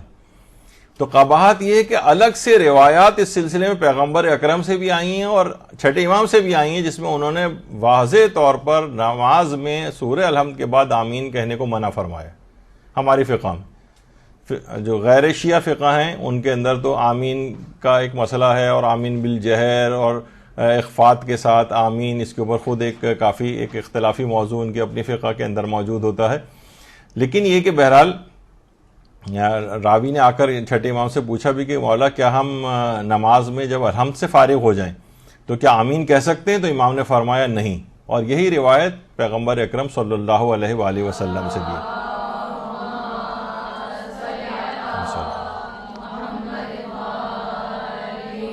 اچھا آمین کے متعلق ایک بات بڑی اہم ہے، وہ یہ ہے کہ چاہے یہودیت ہو، عیسائیت ہو یا مسلمان ہو، اسلام، ان تینوں ادیان میں دعا کے بعد آمین کہنے کی تاکید ہے. یعنی صرف مسلمانوں کا ہی شعار نہیں ہے، بلکہ یہودی بھی آمین کہتے ہیں اور عیسائی بھی آمین کہتے ہیں. ہر دعا کے بعد ان کے ہاں بھی اس طرح سے ہے. البتہ نماز میں شیخ صدوق نے ایک روایت نقل کی ہے، اس کے مطابق یہ ہے کہ نماز میں آمین کہنا عیسائیوں کے نعرے کا شعار ہے. یعنی عیسائی اپنی نمازوں، یعنی جو بھی ان کی طریقہ عبادت ہے اس میں اس طرح سے کہتے ہیں، تو اس لحاظ سے شیخ صدوق نے وہ ممانعت کی روایت نقل کی. تو بہرحال دعا کے آخر میں آمین کہنا، اے پروردگار اس دعا کو قبول فرما، یا کوئی ایک دعا کرے اور بعد میں سب لوگ آمین کہیں تو پوری اس دعا کو دہرانے کے بجائے وہ یہ کہتے ہیں یہ جو دعا کی گئی تو اسے قبول فرما، یہ خود ایک دعا ہے. یعنی آمین بذات خود بھی ایک دعا ہے. یا بہت سے لوگ آپ نے سنا ہو کہتے ہیں آمین ثم آمین، یعنی پروردگار اس دعا کو قبول فرما اور اس دعا کو قبول فرما. تو اس میں بھی کہنے میں کوئی حرج نہیں ہے، آمین ثم آمین بھی کہا جا سکتا ہے، صرف آمین بھی کہا جا سکتا ہے. البتہ صرف آپ نے سنا کہ نماز کے دوران سورہ الحمد کے بعد اس کی ممانعت آئی ہے. بعض ایام خاص جو استجابت دعا کے لیے مخصوص ہیں ان میں دعا کرنا. خاص ایام، دیکھیے ایک تو بات یہ ہے کہ یہ جو رجب، شعبان اور رمضان، یہ تینوں مہینے ان میں ایک ایک دن استجابت دعا کا ہے، ایک ایک دن. یعنی یہ نہیں کہ وہ کچھ خاص راتیں تو ایسی ہیں کہ اس میں اور زیادہ اس کی اہمیت بڑھ جاتی ہے، جیسے نیمہ شعبان اور شب قدر اور شب عید اور اس طرح سے. لیکن یہ کہ یہ جو دن چل رہے ہیں، اب تو رجب تو خیر اختتام پذیر ہو گیا تقریباً، رجب، شعبان اور رمضان یہ تو خاص ایام خاص ہیں استجابت دعا کے. دن و رات ہر وقت آپ کی دعائیں قبول ہوتی ہیں، پورے 3 مہینے. تو اس لحاظ سے اس کی بڑی تاکید ہے. اور امام خمینی کے جو استاد تھے جواد ملکی تبریزی، یہ تو فرماتے تھے اپنی کتاب المراقبات میں، ماہ رمضان کی جو مہم ترین دعا یہ ہونی چاہیے کہ پروردگار ہمیں اس میں شب قدر میں عبادت کی توفیق نصیب فرما. یعنی کسی ایسی اس میں گرفتار، مثلا ایسے بیمار نہ پڑ جائیں کہ ہم عبادت نہ کر سکیں، دعائیں نہ کر سکیں. بہت سے لوگ ایسی پریشانی میں گرفتار نہ ہو جائیں کہ اس رات عبادت، یعنی باقاعدہ یہ رمضان کی اہم ترین جو دن آپ کے گزریں گے اس میں دعاؤں میں سے کہ مجھے شب قدر میں عبادت کی توفیق نصیب فرمانا. ایسا نہ ہو کہ میں کسی ایسی چیز میں گرفتار ہو جاؤں کہ میں اس رات عبادت اور دعا سے رہ جاؤں.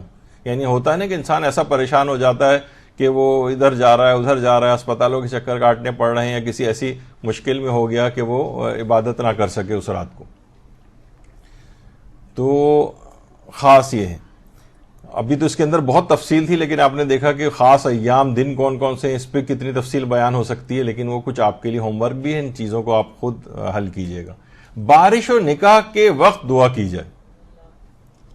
جس وقت بارش ہو رہی ہو، ایک تو بارش کے وقت سورہ الہاکم والتکاثر کی تلاوت کی جائے تو ساری زندگی کے اس کے گناہ معاف ہو جاتے ہیں. سورہ تکاثر کی تلاوت بارش میں کے وقت، کیونکہ باران رحمت برس رہا ہے، اور اس رحمت کے باران کے وقت آپ جو دعا کریں گے وہ قبول ہو جاتی. اور جس وقت نکاح پڑھا جا رہا ہو، بس اب یہی ہے جس پہ علماء اکثر اپنی نشستوں میں اور گفتگو میں یا نکاح کے موقع پہ جو دروس وغیرہ ہوتے ہیں اس میں بھی چیز بیان کرتے ہیں کہ یہ دعا کی قبولیت کا موقع ہے. اچھا، قبولیت کا موقع کیوں؟ کہ بہرحال پروردگار ایک رشتے کے اندر بندھ رہے ہیں، اس رشتے کو پروردگار بہت پسند کرتا ہے.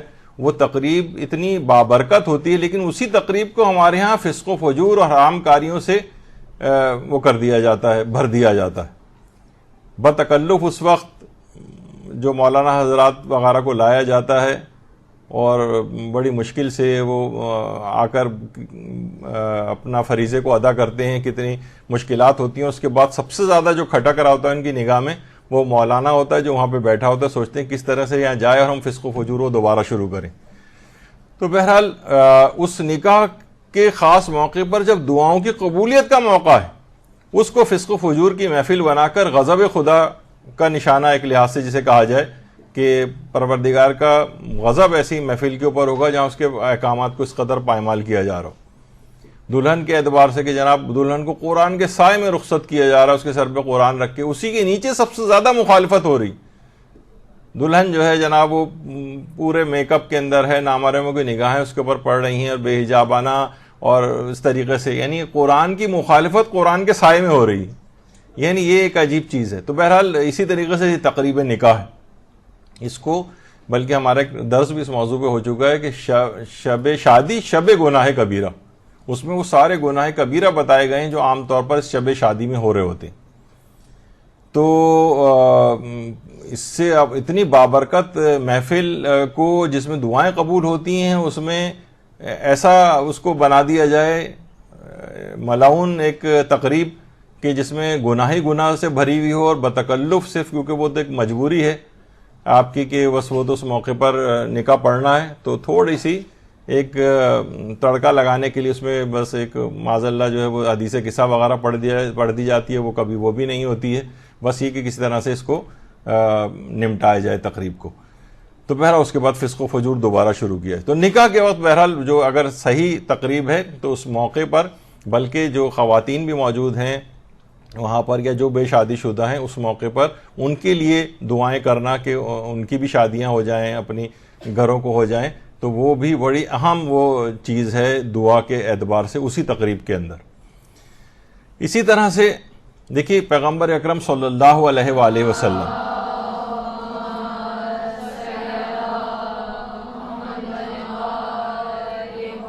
فرماتے ہیں کہ 4 موقعوں پر آسمان کے دروازے کھولے جاتے ہیں اور دعائیں قبول ہوتی ہیں. نمبر 1، خدا کی راہ میں جہاد کرنے والے جب صفے باندھ رہے ہوتے ہیں، جب وہ دشمن کے سامنے جم رہے ہوتے ہیں، اور بارش کے برستے وقت، اس کا بھی ذکر ہوا، نماز کی اقامت کے وقت، اس وقت دعائیں قبول ہوتی ہیں، اور جس وقت کعبے کے اوپر نظر پڑتی ہے اس وقت بھی دعائیں قبول ہوتی ہیں. تو یہ خاص موقع پر ہیں، موقع جب آسمانوں کے دروازے کھولے جاتے ہیں، دعائیں اس موقع پر قبول ہوتی ہیں. تو انسان کے دماغ میں رہے اور کوئی موقع دعا کی قبولیت کا اس لحاظ سے ضائع نہ کریں. اچھا، اس سے پہلے بھی آپ نے دنوں کے اعتبار سے ہم نے ابھی ذکر نہیں کیا تھا، مثلا عید غدیر کا دن ہے، اس میں بھی دعائیں قبول ہوتی ہیں، اور عید زہرا کا جو دن ہے 9 ربیع الاول کا، اس میں دعائیں قبول ہوتی ہیں. وہ تو بہت بڑی ایک تفصیل ہے، وہ آپ خود نکال سکتے ہیں اس کو. وقت افطار دعا کی جائے. وقت افطار، اچھا وقت افطار جو بھی دعا کریں گے افطار کے وقت میں وہ لازمی قبول ہوتی ہے، کیونکہ ہمارے ساتویں امام موسیٰ کاظم علیہ الصلوۃ والسلام صلی اللہ علیہ وسلم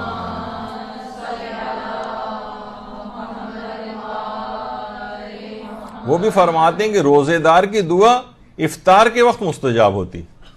یعنی ہمارے تو استاد محترم یہ بات کہتے ہیں کہ انسان کھجور ہاتھ میں پکڑے اور اس کے بعد پھر یہ جو دعائیں ہیں افطار کے وقت کی، وہ ساری یعنی وقت آ جانے کے بعد، یعنی وقت افطار آ گیا، کھجور آپ نے ہاتھ میں لی، افطار کرنے والے اس وقت یہ والی دعائیں پڑھ لی جائیں تو وہ بہت ہی مجرب ہیں. اس موقع پر جو دعائیں کریں وہ قبول ہوں گی. یعنی میں نے بذات خود الگ سے جیسے میں اپنے ایکسپیرینسز اکثر بتاتا ہوں، تو افطار کے موقع پر کچھ خصوصی دعائیں اپنی ضرور آپ رکھیں، تو آپ دیکھیں گے کہ جب وہ دن گزریں گے اور آپ اپنی دعاؤں کی لسٹ چیک کریں گے تو آپ دیکھیں گے، حیران ہو جائیں گے، ہاں واقعی میری ساری دعائیں قبول ہو گئیں. تمام گناہوں سے معافی کی دعا. پیغمبر اکرم فرماتے ہیں کہ جو شخص اس دعا کو افطار کے وقت پڑھے گا وہ گناہوں سے اس طرح سے باہر آ جائے گا جس طرح سے پیدائش کے دن گناہوں سے باہر آیا تھا. یا عظیم و یا عظیم و انت الہی لا الہ غیرک اغفر لی الذنب العظیم فانہ لا یغفر الذنب العظیم الا العظیم. کتاب الاقبال میں ابن طاؤس نے اس دعا کو لکھا ہے. تو یہ افطار کے وقت ابھی سب چیزیں کیونکہ کچھ ہی دن بعد آ رہی ہیں، اور یا جنہوں نے مستحب روزے رکھنے شروع کر دیے وہ ابھی سے اس کی پریکٹس شروع کر دیں کہ وقت افطار اس دعا کو پڑھ کر اپنے تمام گناہوں کو بخشوا لیں. جب گناہ معاف ہو جائیں گے تو اس کے بعد کی ساری دعائیں وہ بھی قبول ہو جائیں گی، کیونکہ رکاوٹیں ساری ان گناہوں کی آپ نے ہٹا دی. یا مثلا حضرت امیر المومنین دعا پڑھتے تھے، اللہم لک صمنا وعلی رزقک افطرنا فتقبل منا انک انت السمیع العلیم. یا صرف یہ بھی کہا جائے بسم اللہ الرحمن الرحیم یا واسع المغفرت اغفر لی، سارے گناہ بخش دیے جاتے ہیں. سورہ قدر کی تلاوت کی جائے افطار کے وقت. افطار کیونکہ قبولیت دعا کا موقع ہے، اس وقت دعائے اللہم کن لولیک الحجت والی دعا یہ افطار کے وقت ضرور پڑھیں، کیونکہ لازمی قبول ہوگی اور نتیجے میں آپ کی تمام مشکلات بھی حل ہوں گی. اور وہ جو دعا بالکل مسنون ہے جو ہر دفعہ افطار کے وقت پڑھی جاتی ہے، اللہم لک صمت والا، وہ تو پڑھتے ہی ہیں سب لوگ. تو اور بھی بہت ساری اس طرح کی ہیں. یا مثلا یہ بھی آیت اللہ جواد ملکی تبریزی نے المراقبات میں لکھی، بہترین دعا ہے، دعا رسول اللہ نے حضرت امیر المومنین کو تعلیم کی تھی. یہ آپ افطار سے پہلے کچھ دیر پہلے میز پہ بیٹھنے کی عادت ہونی چاہیے.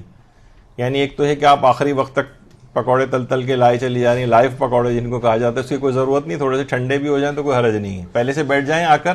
اللہم رب النور العظیم و رب الکرسی الرفیع سے ہی شروع ہوتی ہے کہ جس کو پڑھنے سے نماز و روزے سارے قبول ہو جاتے ہیں. جو آپ اتنی محنت کریے قبول ہوں گے، ساری دعائیں قبول ہوں گی، تمام گناہ بخشے جاتے ہیں، تمام مشکلات پڑھنے والے کی دور ہو جاتی ہیں، اور اس کے اعمال انبیاء اور صدیقین کے اعمال کے ہمراہ بارگاہ خداوندی میں بلند ہوتے ہیں، اور قیامت میں اس کا چہرہ چوندویں کے چاند کی طرح سے ہوگا. اللہم صلی علی محمد.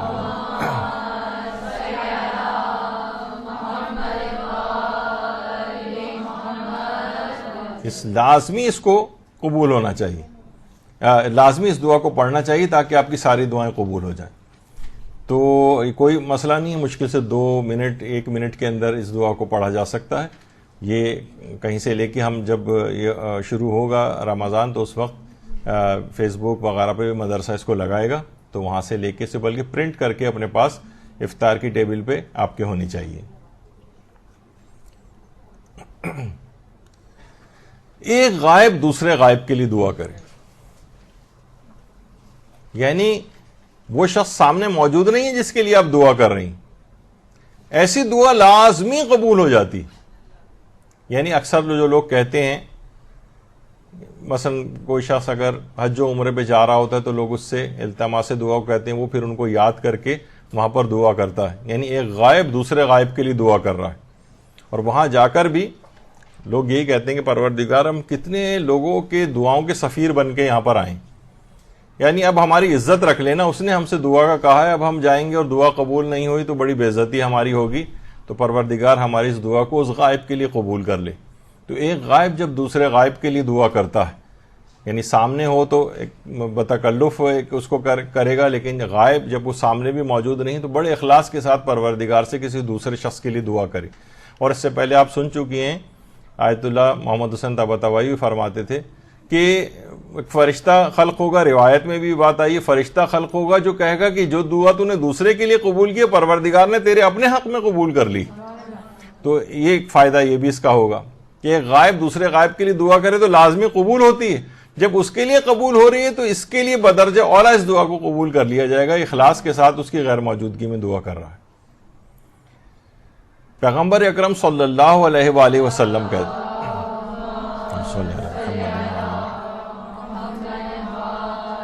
کہ جو کوئی مومن کے لیے اس کی غیر حاضری میں دعا کرتا ہے تو فرشتہ کہتا ہے خود تیرے لیے بھی ایسا ہی ہوگا، اور جو اپنے برادر مومن کے لیے حق میں دعا کرے، چھٹے امام فرماتے ہیں اللہ اس سے مصیبت کو دور کرے گا اور اس کی روزی کو فراواں کر دے گا۔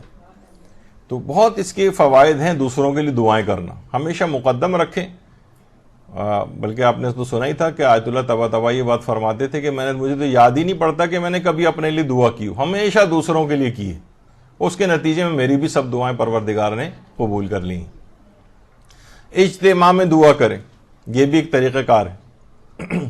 مثلا لوگ مجالس حج و عمرے کے لیے زیارات کے لیے جاتے ہیں، اس کے بعد مجلس کے بعد وہاں اجتماعی طور پر دعائیں ہوتی ہیں، یا کوئی مریضوں کے لیے چیزیں آ رہی ہوتی ہیں کہ فلاں مریض ہیں اور پاکستان میں علیل ہیں، ان کے لیے دعا کریں، تو کتنے ہی لوگوں نے دیکھا ہے کہ وہ صحت یاب ہو گئے وہ مریض، یعنی انہوں نے ایسی جگہوں پر اجتماع کے اندر دعا کروائی اپنے لیے۔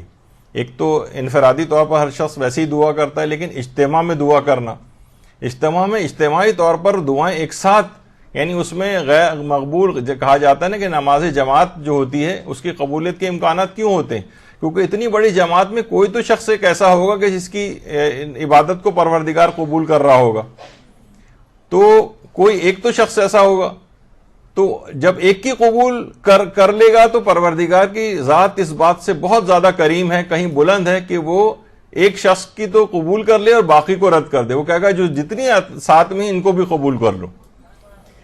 تو جیسے کہا جاتا ہے نا کہ اول و آخر میں درود ہو، تو کہ پروردگار کی ذات اس بات سے بہت کریم ہے کہ اول و آخر کو تو قبول کر لے اور درمیانے دعا کو رد کر دے۔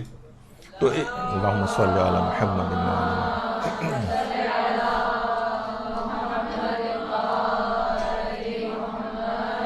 اجتماع میں دعا کروانا، اجتماع میں دعا کرنا یہ بڑی اہم چیز ہے، اس کو بھی انسان کو چاہیے۔ مل کر دعا کرنے کا فائدہ چھٹے امام بتاتے ہیں، کوئی بھی 4 افراد ایک امر پر جمع ہوتے ہیں تاکہ سب دعا کریں تو وہ جدا ہوتے ہیں دعا کی قبولیت کے ساتھ، یعنی ابھی وہ الگ نہیں ہوتے کہ دعا قبول ہو چکی ہوتی۔ مجھے اچھی طرح یاد پڑتا ہے، اب تو ذرا اور مصروفیات ہو گئی ہیں، لیکن دوستوں کا ہمارے گروپ ہوتا تھا جس میں آپ کے برادر وسیم امام اور یہ نیچے حیدر مہدی صاحب اور بہت سارے ہمارے جو اور دوست احباب ہوتے تھے، یہ کہیں نہ کہیں ہر شب جمعہ یا ہفتے میں ایک دن ایک درود کا اور دعاؤں کا اور اس طرح اس میں چھوٹا موٹا ایک درس بھی ہو جایا کرتا تھا۔ تو جس گھر میں ہوتا تو کہتے تھے اتنی برکتیں ہیں، یعنی ہم اپنے اندر دیکھتے تھے کہ گھر کے اندر اتنا بابرکت ہو گیا تھا جس جگہ، تو لوگ پھر کوشش یہ ہوتی تھی کہ اس تقریب کو وہ چھوٹی سی 5 7 8 10 افراد بیٹھتے تھے اس کے اندر، اور اسی طرح سے دعائیں بھی ہوتی تھیں، دعا اور اذکار بھی ہوتے تھے، کہ ہر شخص کی پھر یہ خواہش ہوتی تھی کہ نیکسٹ دفعہ جو اب ہمارے گھر پہ ہوئی۔ تو یہ اب یہ چیزیں ختم ہوتی جا رہی ہیں، ان کو دوبارہ اس کو زندہ کرنے کی ضرورت ہے ان چیزوں کو، تاکہ ان سب چیزوں کے فوائد ہمیں حاصل ہوں۔ مل کر دعا کرنا، قریبی رشتہ داروں کے لیے پہلے دعا کریں۔ دیکھیے قریبی رشتہ داروں کے عام طور پر ہم دعائیں اگر کرتے بھی ہیں دور دور کو، اچھا قریبی رشتہ داروں سے تو زیادہ تر سے تعلقات خراب بھی ہوتے ہیں، ایک یہ بڑا مسئلہ ہے، تو یہ اور بہتر ہے۔ کہا جاتا ہے کہ اپنے دل سے اگر کینے کو ختم کرنا ہے تو جس سے بھی آپ کے دل میں برائی اور کینہ آ رہی ہے نا، پیدا ہو رہا ہے، اس کے لیے اس کے حق میں دعائیں کرنا شروع کر دیں، وہ کینہ ختم ہو جائے گا۔ اصل میں کینہ یعنی جو ایک برائی دل میں آتی ہے، اب لاکھ آپ کہیں کہ بھئی ان کی حرکتیں ایسی ہیں، وہ ہمارے ساتھ انہوں نے فلاں اتنا ظلم کیا ہے، کوئی بات نہیں، یعنی کینہ خود رکھنا دل میں مومن کے لیے خود حرام اور گناہ کبیرہ میں سے، کینہ رکھنا گناہ کبیرہ ہے۔ اچھا بعض اوقات اس کے پیچھے ہوتی ہیں چیزیں، واقعات ہوتے ہیں اور جو ایکسپیرینسز آپ کے ہوتے ہیں کہ وہ چیز پیدا ہو جاتی ہے، لیکن بہرحال وہ چیز نقصان تو پہنچا رہی ہے نا آپ کو، اندر سے ایمان کو کھا رہی ہے، آپ کی عبادتوں کا لطف ضائع ہو رہا ہے، تو وہ دل سے نکالیے۔ جب تک کینہ مومنین کے لیے دل سے نہیں نکلے گا، یہ عبادت اور دعاؤں کو بھی قبول نہیں ہونے دیتا ہے۔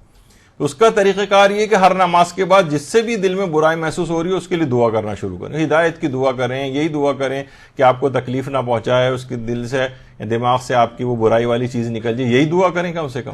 تو قریبی رشتہ داروں کے لیے پہلے دعا کریں اور پھر بعد میں اپنے لیے دعا کریں، یہ بھی آپ کی دعاؤں کو جلد قبول کروانے والے اعمال میں سے ایک۔ دعا کو عمومیت دیں، یعنی اس کو بالکل عام کر دیں، سب کے لیے قرار دے دیں۔ مثلا کیوں ہی صرف آپ یہ کہیں کہ میری بیٹی کی شادی ہو جائے، ٹھیک ہے اسپیسیفکلی بھی دعا کر سکتے ہیں، یہ کیوں نہ کہیں کہ پروردگار جو اس طرح سے بے شادی کے اب تک گھروں میں بیٹھی ہوں ان سب کی تو شادیاں کروا دے۔ رزق میں اپنے لیے کیوں کریں، اس کو عمومیت کیوں نہ دے لیں کہ جو جن کو رزق کی تنگی اور پریشانی ہے ان سب کے رزق کو، تو اس سے خود بخود آپ کے اپنے لیے فائدہ مند چیز ہو جائے گی۔ دعا کو چھوٹا نیرو نہ کریں، اس کو اس کے دائرے کو وسیع کر دیں۔ اب کیا ہوگا کہ جتنے لوگوں مثلا اگر دنیا میں 1 کروڑ لوگ ہیں جو اس وقت مثلا رزق اور روزگار کے سلسلے میں پریشان ہیں، آپ نے سب کے لیے دعا کر دی تو گویا 1 کروڑ افراد کے لیے دعا کر دی۔ یا جیسے کہ وہ آقا محسن قراتی فرماتے ہیں گناہوں کے سلسلے میں بھی ایسا ہوتا ہے کہ بعض اوقات جب مثلا ہم کہہ دیتے ہیں کہ بھائی ذرا میں ابھی فقہی مسئلہ نہیں بیان کر رہا، میں ان کے جملے کہہ رہا ہوں کہ بعض اوقات تو ایک غیبت ایک شخص کی ہوتی ہے اور کبھی 10 کروڑ افراد کی غیبت ہو جاتی ہے ایک ہی وقت میں۔ یہ سارے ایرانی ہوتے ہی ایسے ہیں، مثلا یہ سب پاکستانی ہیں ہی ایسے۔ اب کیا آپ نے سارے پاکستانیوں کی، تو وہ کہتے ہیں کہ کبھی کبھار انسان ایک آدمی کی غیبت کر رہا ہوتا ہے، کبھی کروڑوں افراد کی غیبت ایک ساتھ کر دیتا ہے۔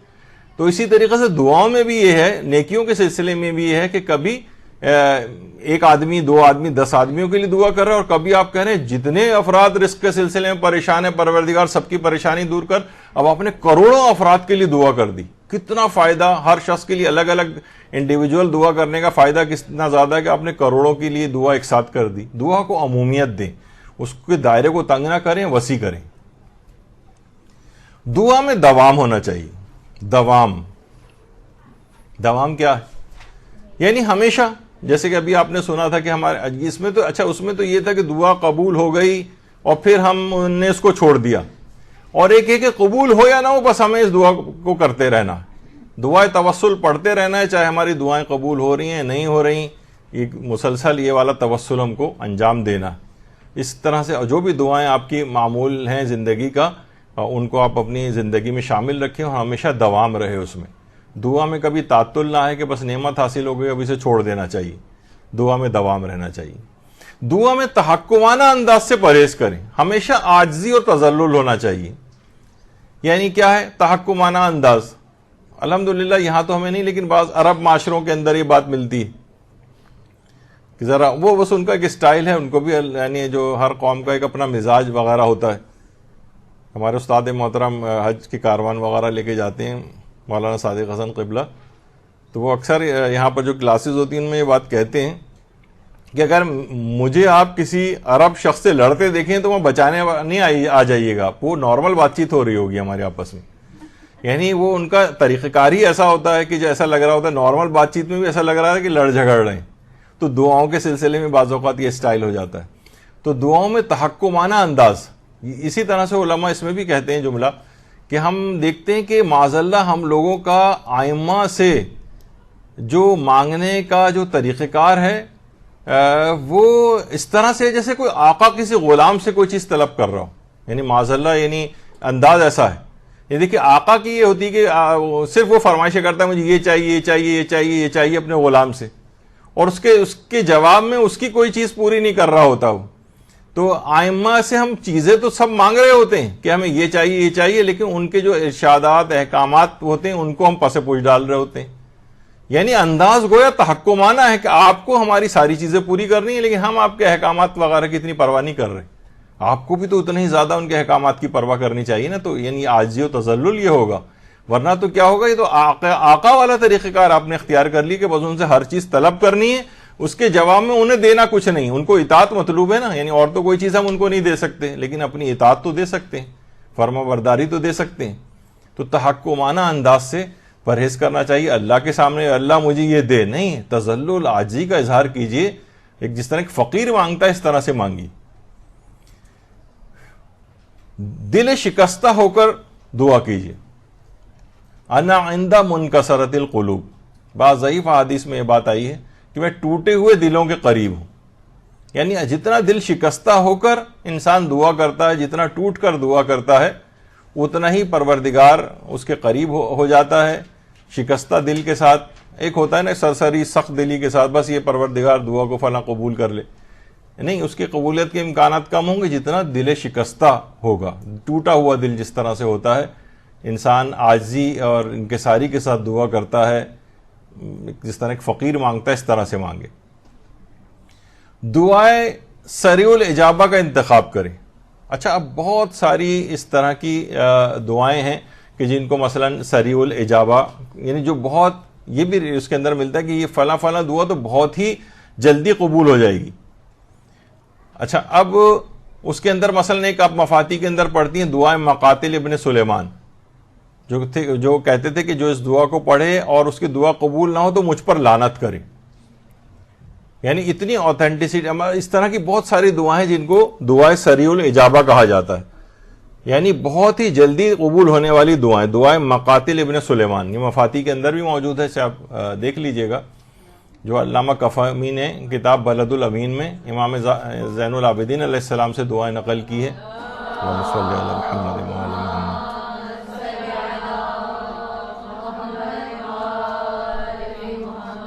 تو یہ آپ مفاتی سے نکال لیجئے گا, اس کے انڈیکس میں دعا یہ مقاتل ابن سلیمان ہے. اسی طرح دعائیں سریع الاجابہ اور جیسے دعائیں توسل ہے, اس سے بھی فوری دعائیں قبول ہوتے دیکھی گئیں, فوری دعائیں. یا مثلا جیسے کہا جاتا ہے کہ اگر واقعی کسی بہت ہی ایسی مشکل میں پھنس جائیں اور آپ کو فوری حل چاہیے ہو, تو یا حیو یا قیوم کا ورد شروع کر دیں. وہ اب مثلا آپ کو کوئی دعا بھی یاد نہیں آ رہی, کوئی کتاب آپ کے پاس نہیں ہے کہ کون سی دعا پڑھیں کیا, اور ایسی مشکل میں پھنس گئے کہ بس ابھی فوری حل چاہیے, نہ پوچھنے کا ٹائم ہے نہ کچھ کرنے کا. یا حیو یا قیوم, یا حیو یا قیوم کا ورد شروع کریں, وہ کام فوراً بگڑتا ہوا کام ایک دم بننے لگے گا اور آپ اس مصیبت سے باہر آ جائیں گے. تو بہت سی چیزیں بہت سریع الاجابہ ہیں, ان کو دیکھنا چاہیے کب کس موقع پر ہم کون سی چیز کو استعمال کریں. اسی طریقے سے مثلا دعائے جوشن صغیر, آپ کو پتہ ہے کہ کس قدر کچھ ہی عرصے پہلے, آپ میں سے تو اگر اتنا ہی کسی کو یاد ہو کہ جب اسرائیل نے حزب اللہ کے ساتھ زبردست قسم کی ان کی جنگ ہو رہی تھی, اور بہت, اب یہاں پہ میڈیا اس طرح سے کہہ رہا تھا اب ان کے پاس بس اتنے جو ہے وہ رہ گئے ہیں, اتنا اسلحہ رہ گیا, اب حزب اللہ ختم ہونے والی ہے فلاں. اس موقع پر آپ نے دیکھا کہ انہوں نے کیا اعلان کروایا تھا کہ تمام مومنین دعائے جوشن صغیر پڑھیں, اور اس کے بعد کتنی ذلت آمیز شکست اسرائیل کو نصیب ہوئی تھی. تو اتنا چھوٹا سا ایک گرول جو کہ البتہ منظم ہے, اور اس نے کس طرح سے اس دعا کو اپنا ایک ہتھیار, دعا جوشن صغیر کو, کہ کوئی شاید ہی کوئی مومن جس تک یہ بات پہنچی اس نے دعا جوشن صغیر اس زمانے میں نہ پڑھی ہو. تو یہ دعا کی طاقت ایسی ہوئی کہ اتنی بڑی ایک ملٹری طاقت کو ایک شرمناک شکست سے دوچار کیا. تو یہ بھی دعائیں سریع الاجابہ, یعنی ایک ہی رات میں اتنی لوگوں نے اس کو پڑھا کہ اس کے بعد پورے ہی حالات پلٹا کھا گئے اور عالمی طاقتیں تک دیکھتی رہ گئیں کہ کیا ہوا ہے. تو اسی طرح سے اور بہت ساری اس طرح کی دعائیں ہیں, آپ کو تلاش کرنا چاہیے. یہ خود ایک پورا ہے کہ کون سی فوری اثر کرنے والی دعائیں ہیں جس میں بالکل ٹائم نہیں لگتا اور فوری اثر دیکھنے میں آتا ہے. دیکھیے پھر اور ایک چیز یہ بھی ہے کہ وسواس اور شک اور عدم قبولیت کا احساس آپ کے اندر نہیں ہونا چاہیے, یعنی یقین کے ساتھ ایک دعا مانگنی چاہیے. یہ جو وسوسے ہیں, وہم ہیں, نہیں پتہ نہیں میری دعا قبول نہیں ہوگی, دیکھیں کرتے ہیں شاید قبول ہو شاید قبول نہ ہو, یہ دعا کے اندر نہ ہو. بالکل پر یقین انداز میں دعا کی جائے, کیونکہ آپ اصل میں پروردگار کے اوپر جتنا بھروسہ قوی ہوگا, اس کے ہاتھ میں تو کوئی چیز مسئلہ مشکل ہے ہی نہیں نا, یعنی وہ تو جو اس کے ہاتھ میں ساری طاقتیں ہیں. یعنی جب آپ کہتے ہیں کہ دعا مشکل ہے قبول ہو نہ اس کا، تو اس کا مطلب ہے آپ پروردگار کی قدرت کے اوپر ایک شک کا اظہار کر رہے ہیں، یعنی پتہ نہیں وہ اس کو قبول کرے نہ کرے. بعض اوقات اپنے اعمال کی وجہ سے ہوتا ہے، اور لیکن جو بھی وجہ ہو، بہرحال دعا کی قبولیت کے اندر آپ کو پر یقین ہونا چاہیے کہ میں نے پروردگار نے حکم دیا ادعونی استجب لکم، مجھ سے دعا کرو قبول کروں گا. پروردگار میں نے دعا کر دی، اپنا فریضہ انجام دے دیا ہے، اب تو نے جو وعدہ کیا ہے اس کے کہ میں دعا قبول کروں گا، اب تو اپنے وعدے کو پورا کر. تو عدم قبولیت کا احساس پیدا نہ ہو، شک اور وسواس اس میں نہیں آنے چاہیے. اور ایک ہی سانس میں، یہ روایات میں یہ چیز آئی ہے، یا رب یا اللہ یہ کہہ کر دعا کی جائے. یا رب یا اللہ، یا رب یا اللہ، جتنی دیر ایک سانس میں آپ یہ کہہ سکیں اس کے بعد وہ دعا لازمی قبول ہو جاتی ہے. اسی طریقے سے 10 مرتبہ یا اللہ کہہ کر اگر دعا کی جائے وہ بھی قبول ہو جاتی. 10 مرتبہ شروع میں یا اللہ یا اللہ یا اللہ، پروردگار کا اسم جلالہ اس کو لیا جائے، اور اس کے بعد جو دعا کی جائے روایت میں آئے کہ وہ بھی فوراً قبول ہو جاتی.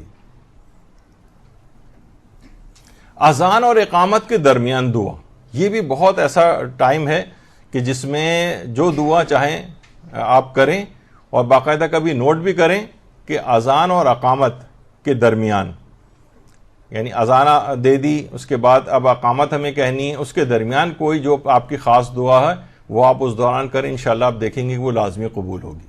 اذان و اقامت کے درمیان دعا، کیونکہ روایت میں پیغمبر اکرم صلی اللہ علیہ وآلہ وسلم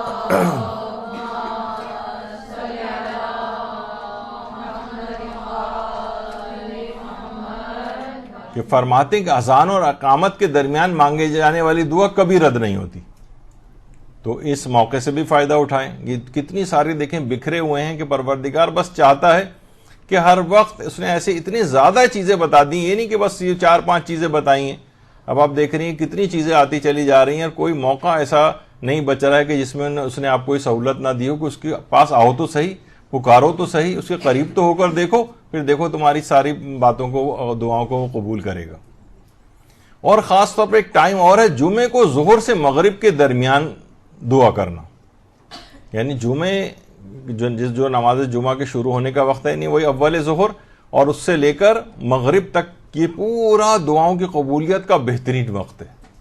اور خاص طور پر روز جمعہ غروب آفتاب کے وقت، یعنی اس سے بس جسٹ پہلے، یہ اس قدر اہم ہے کہ حضرت فاطمہ الزہرا سلام اللہ علیہا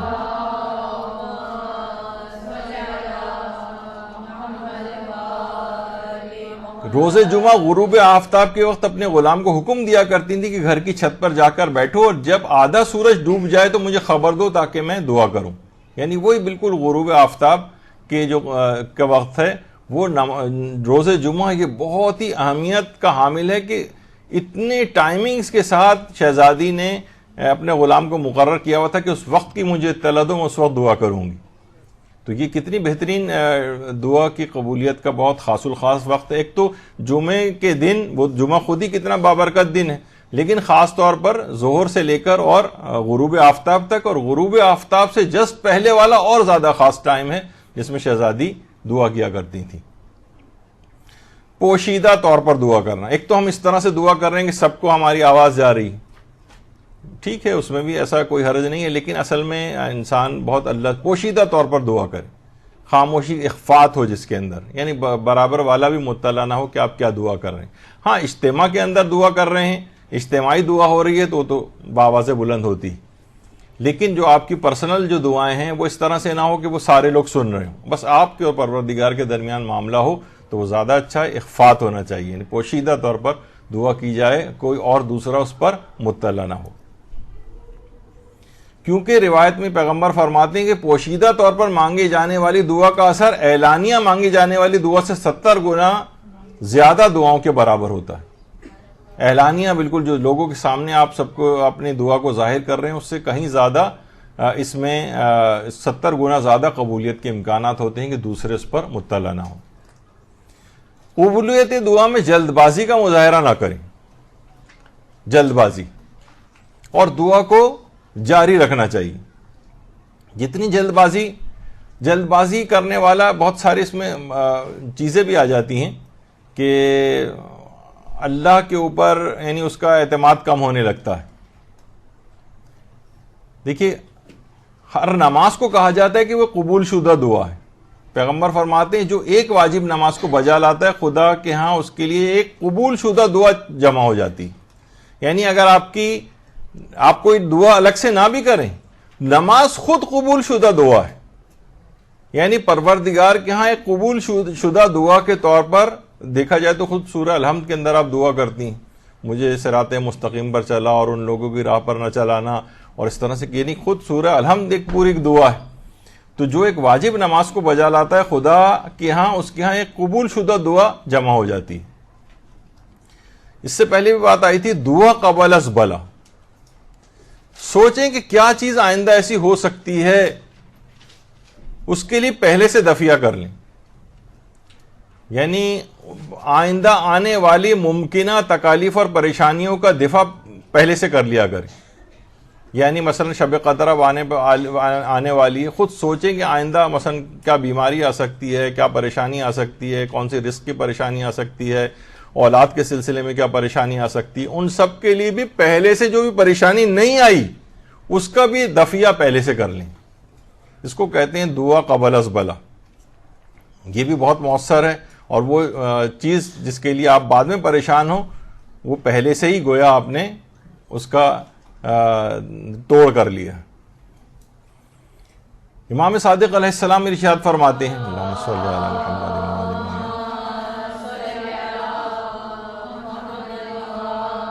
کہ اگر کسی نے مصیبت کے آنے سے قبل خوفزدہ ہو کر خدا سے دعا کی تو پروردگار عالم قطعاً اس کو اس مصیبت میں مبتلا نہیں کرے گا. تو پہلے سے دعا کر کے رکھیں, پہلے سے دفیہ کر کے رکھیں.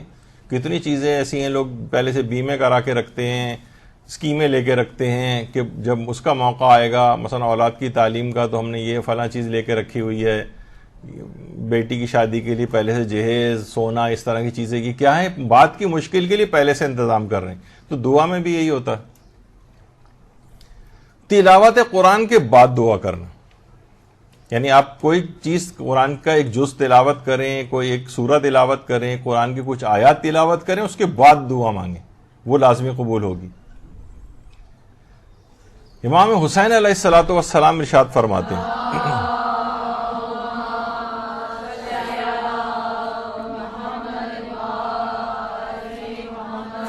ہیں کہ جو قرآن کی تلاوت کرے اس کی ایک دعا قبول ہوتی ہے, جلد قبول ہو یا بدیر قبول ہو, بہرحال ایک دعا اس کی لازمی قبول ہوگی.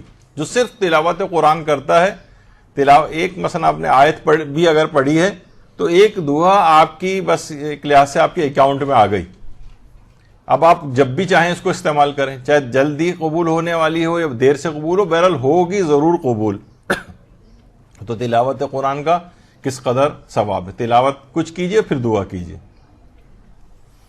جب بھی حضرت امیر المومنین علیہ الصلوۃ والسلام ارشاد فرماتے ہیں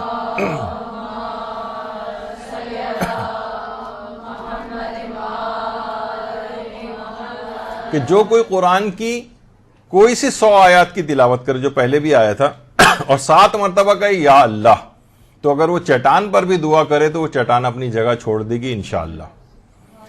تو 100 آیات کی تلاوت کرنے کے بعد دعا کریں. یہ بھی لوگوں نے بہت مجرب ہے, جتنے لوگوں نے اس پہ تجربہ کر کے دیکھا ہے, اس دعا کو لازمی اس کو قبول ہوتے دیکھا ہے.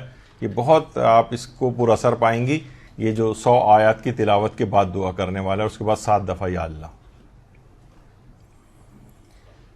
اور پیغمبر اکرم صلی اللہ علیہ وآلہ وسلم فرماتے ہیں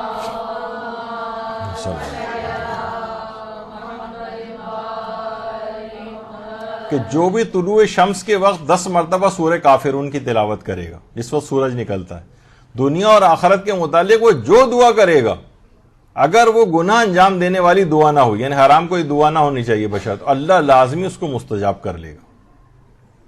یعنی طلوع شمس کے وقت, جس وقت یعنی سورج نکل رہا ہوتا ہے, اس وقت 10 دفعہ سورہ کافرون کی تلاوت کے بعد دنیا اور آخرت کی جو دعا کرے گا لازمی قبول ہوگی. اپنی دعائیں اس لحاظ سے قبول کروائیں.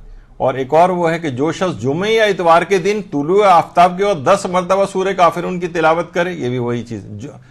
ایک تو یہ ہے کہ اس سے پہلے جو آپ نے چیز سنی تھی کہ جو بھی طلوع شمس کے وقت سورہ 10 مرتبہ سورہ کافرون، اور دوسری سے روایت ایک میں ہے کہ جو شخص جمعہ یا اتوار کے دن طلوع آفتاب کے وقت 10 مرتبہ سورہ کافرون کی تلاوت کرے تو لازمی اس کی وہ دعا قبول ہوگی۔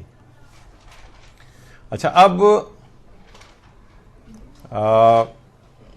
انتظامیہ سے بھی میری بات ہوئی تھی، تو انہوں نے یہ کہا کہ ابھی ہمارے پاس کیونکہ ایک ہفتہ اور 15 شعبان سے پہلے موجود ہے، جو نیکسٹ اتوار آئے گا، تو آپ لوگوں کی ایک دعا جو مسلسل میں نے اس سے پہلے بھی کہہ چکا ہوں قبول نہیں ہو رہی ہے، وہ آج بھی کیونکہ ایک ہمیں موقع مل گیا تھا، تو کیوں نہ ایک دفعہ اس موضوع کو مکمل طور پر پائے تکمیل تک اپنے لحاظ سے جتنا بھی ہو سکے پہنچا دیا جائے۔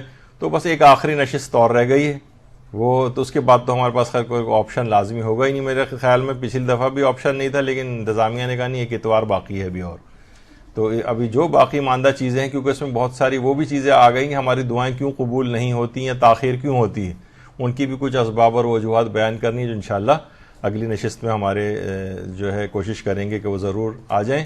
اور انشاءاللہ اب اس میں تو 5ویں جو نشست ہوگی وہ بالکل آخری نشست ہوگی، اور اس کے بعد جو اتوار آئے گا اس میں حضرت امام زمانہ علیہ الصلوۃ والسلام سے متعلق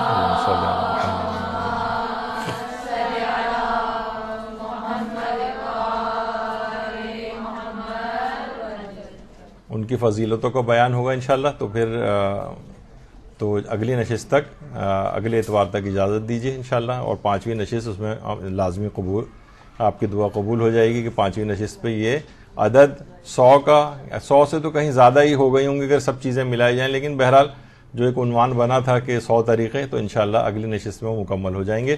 وصلی اللہ علی محمد وآلہ الطیبین الطاہرین۔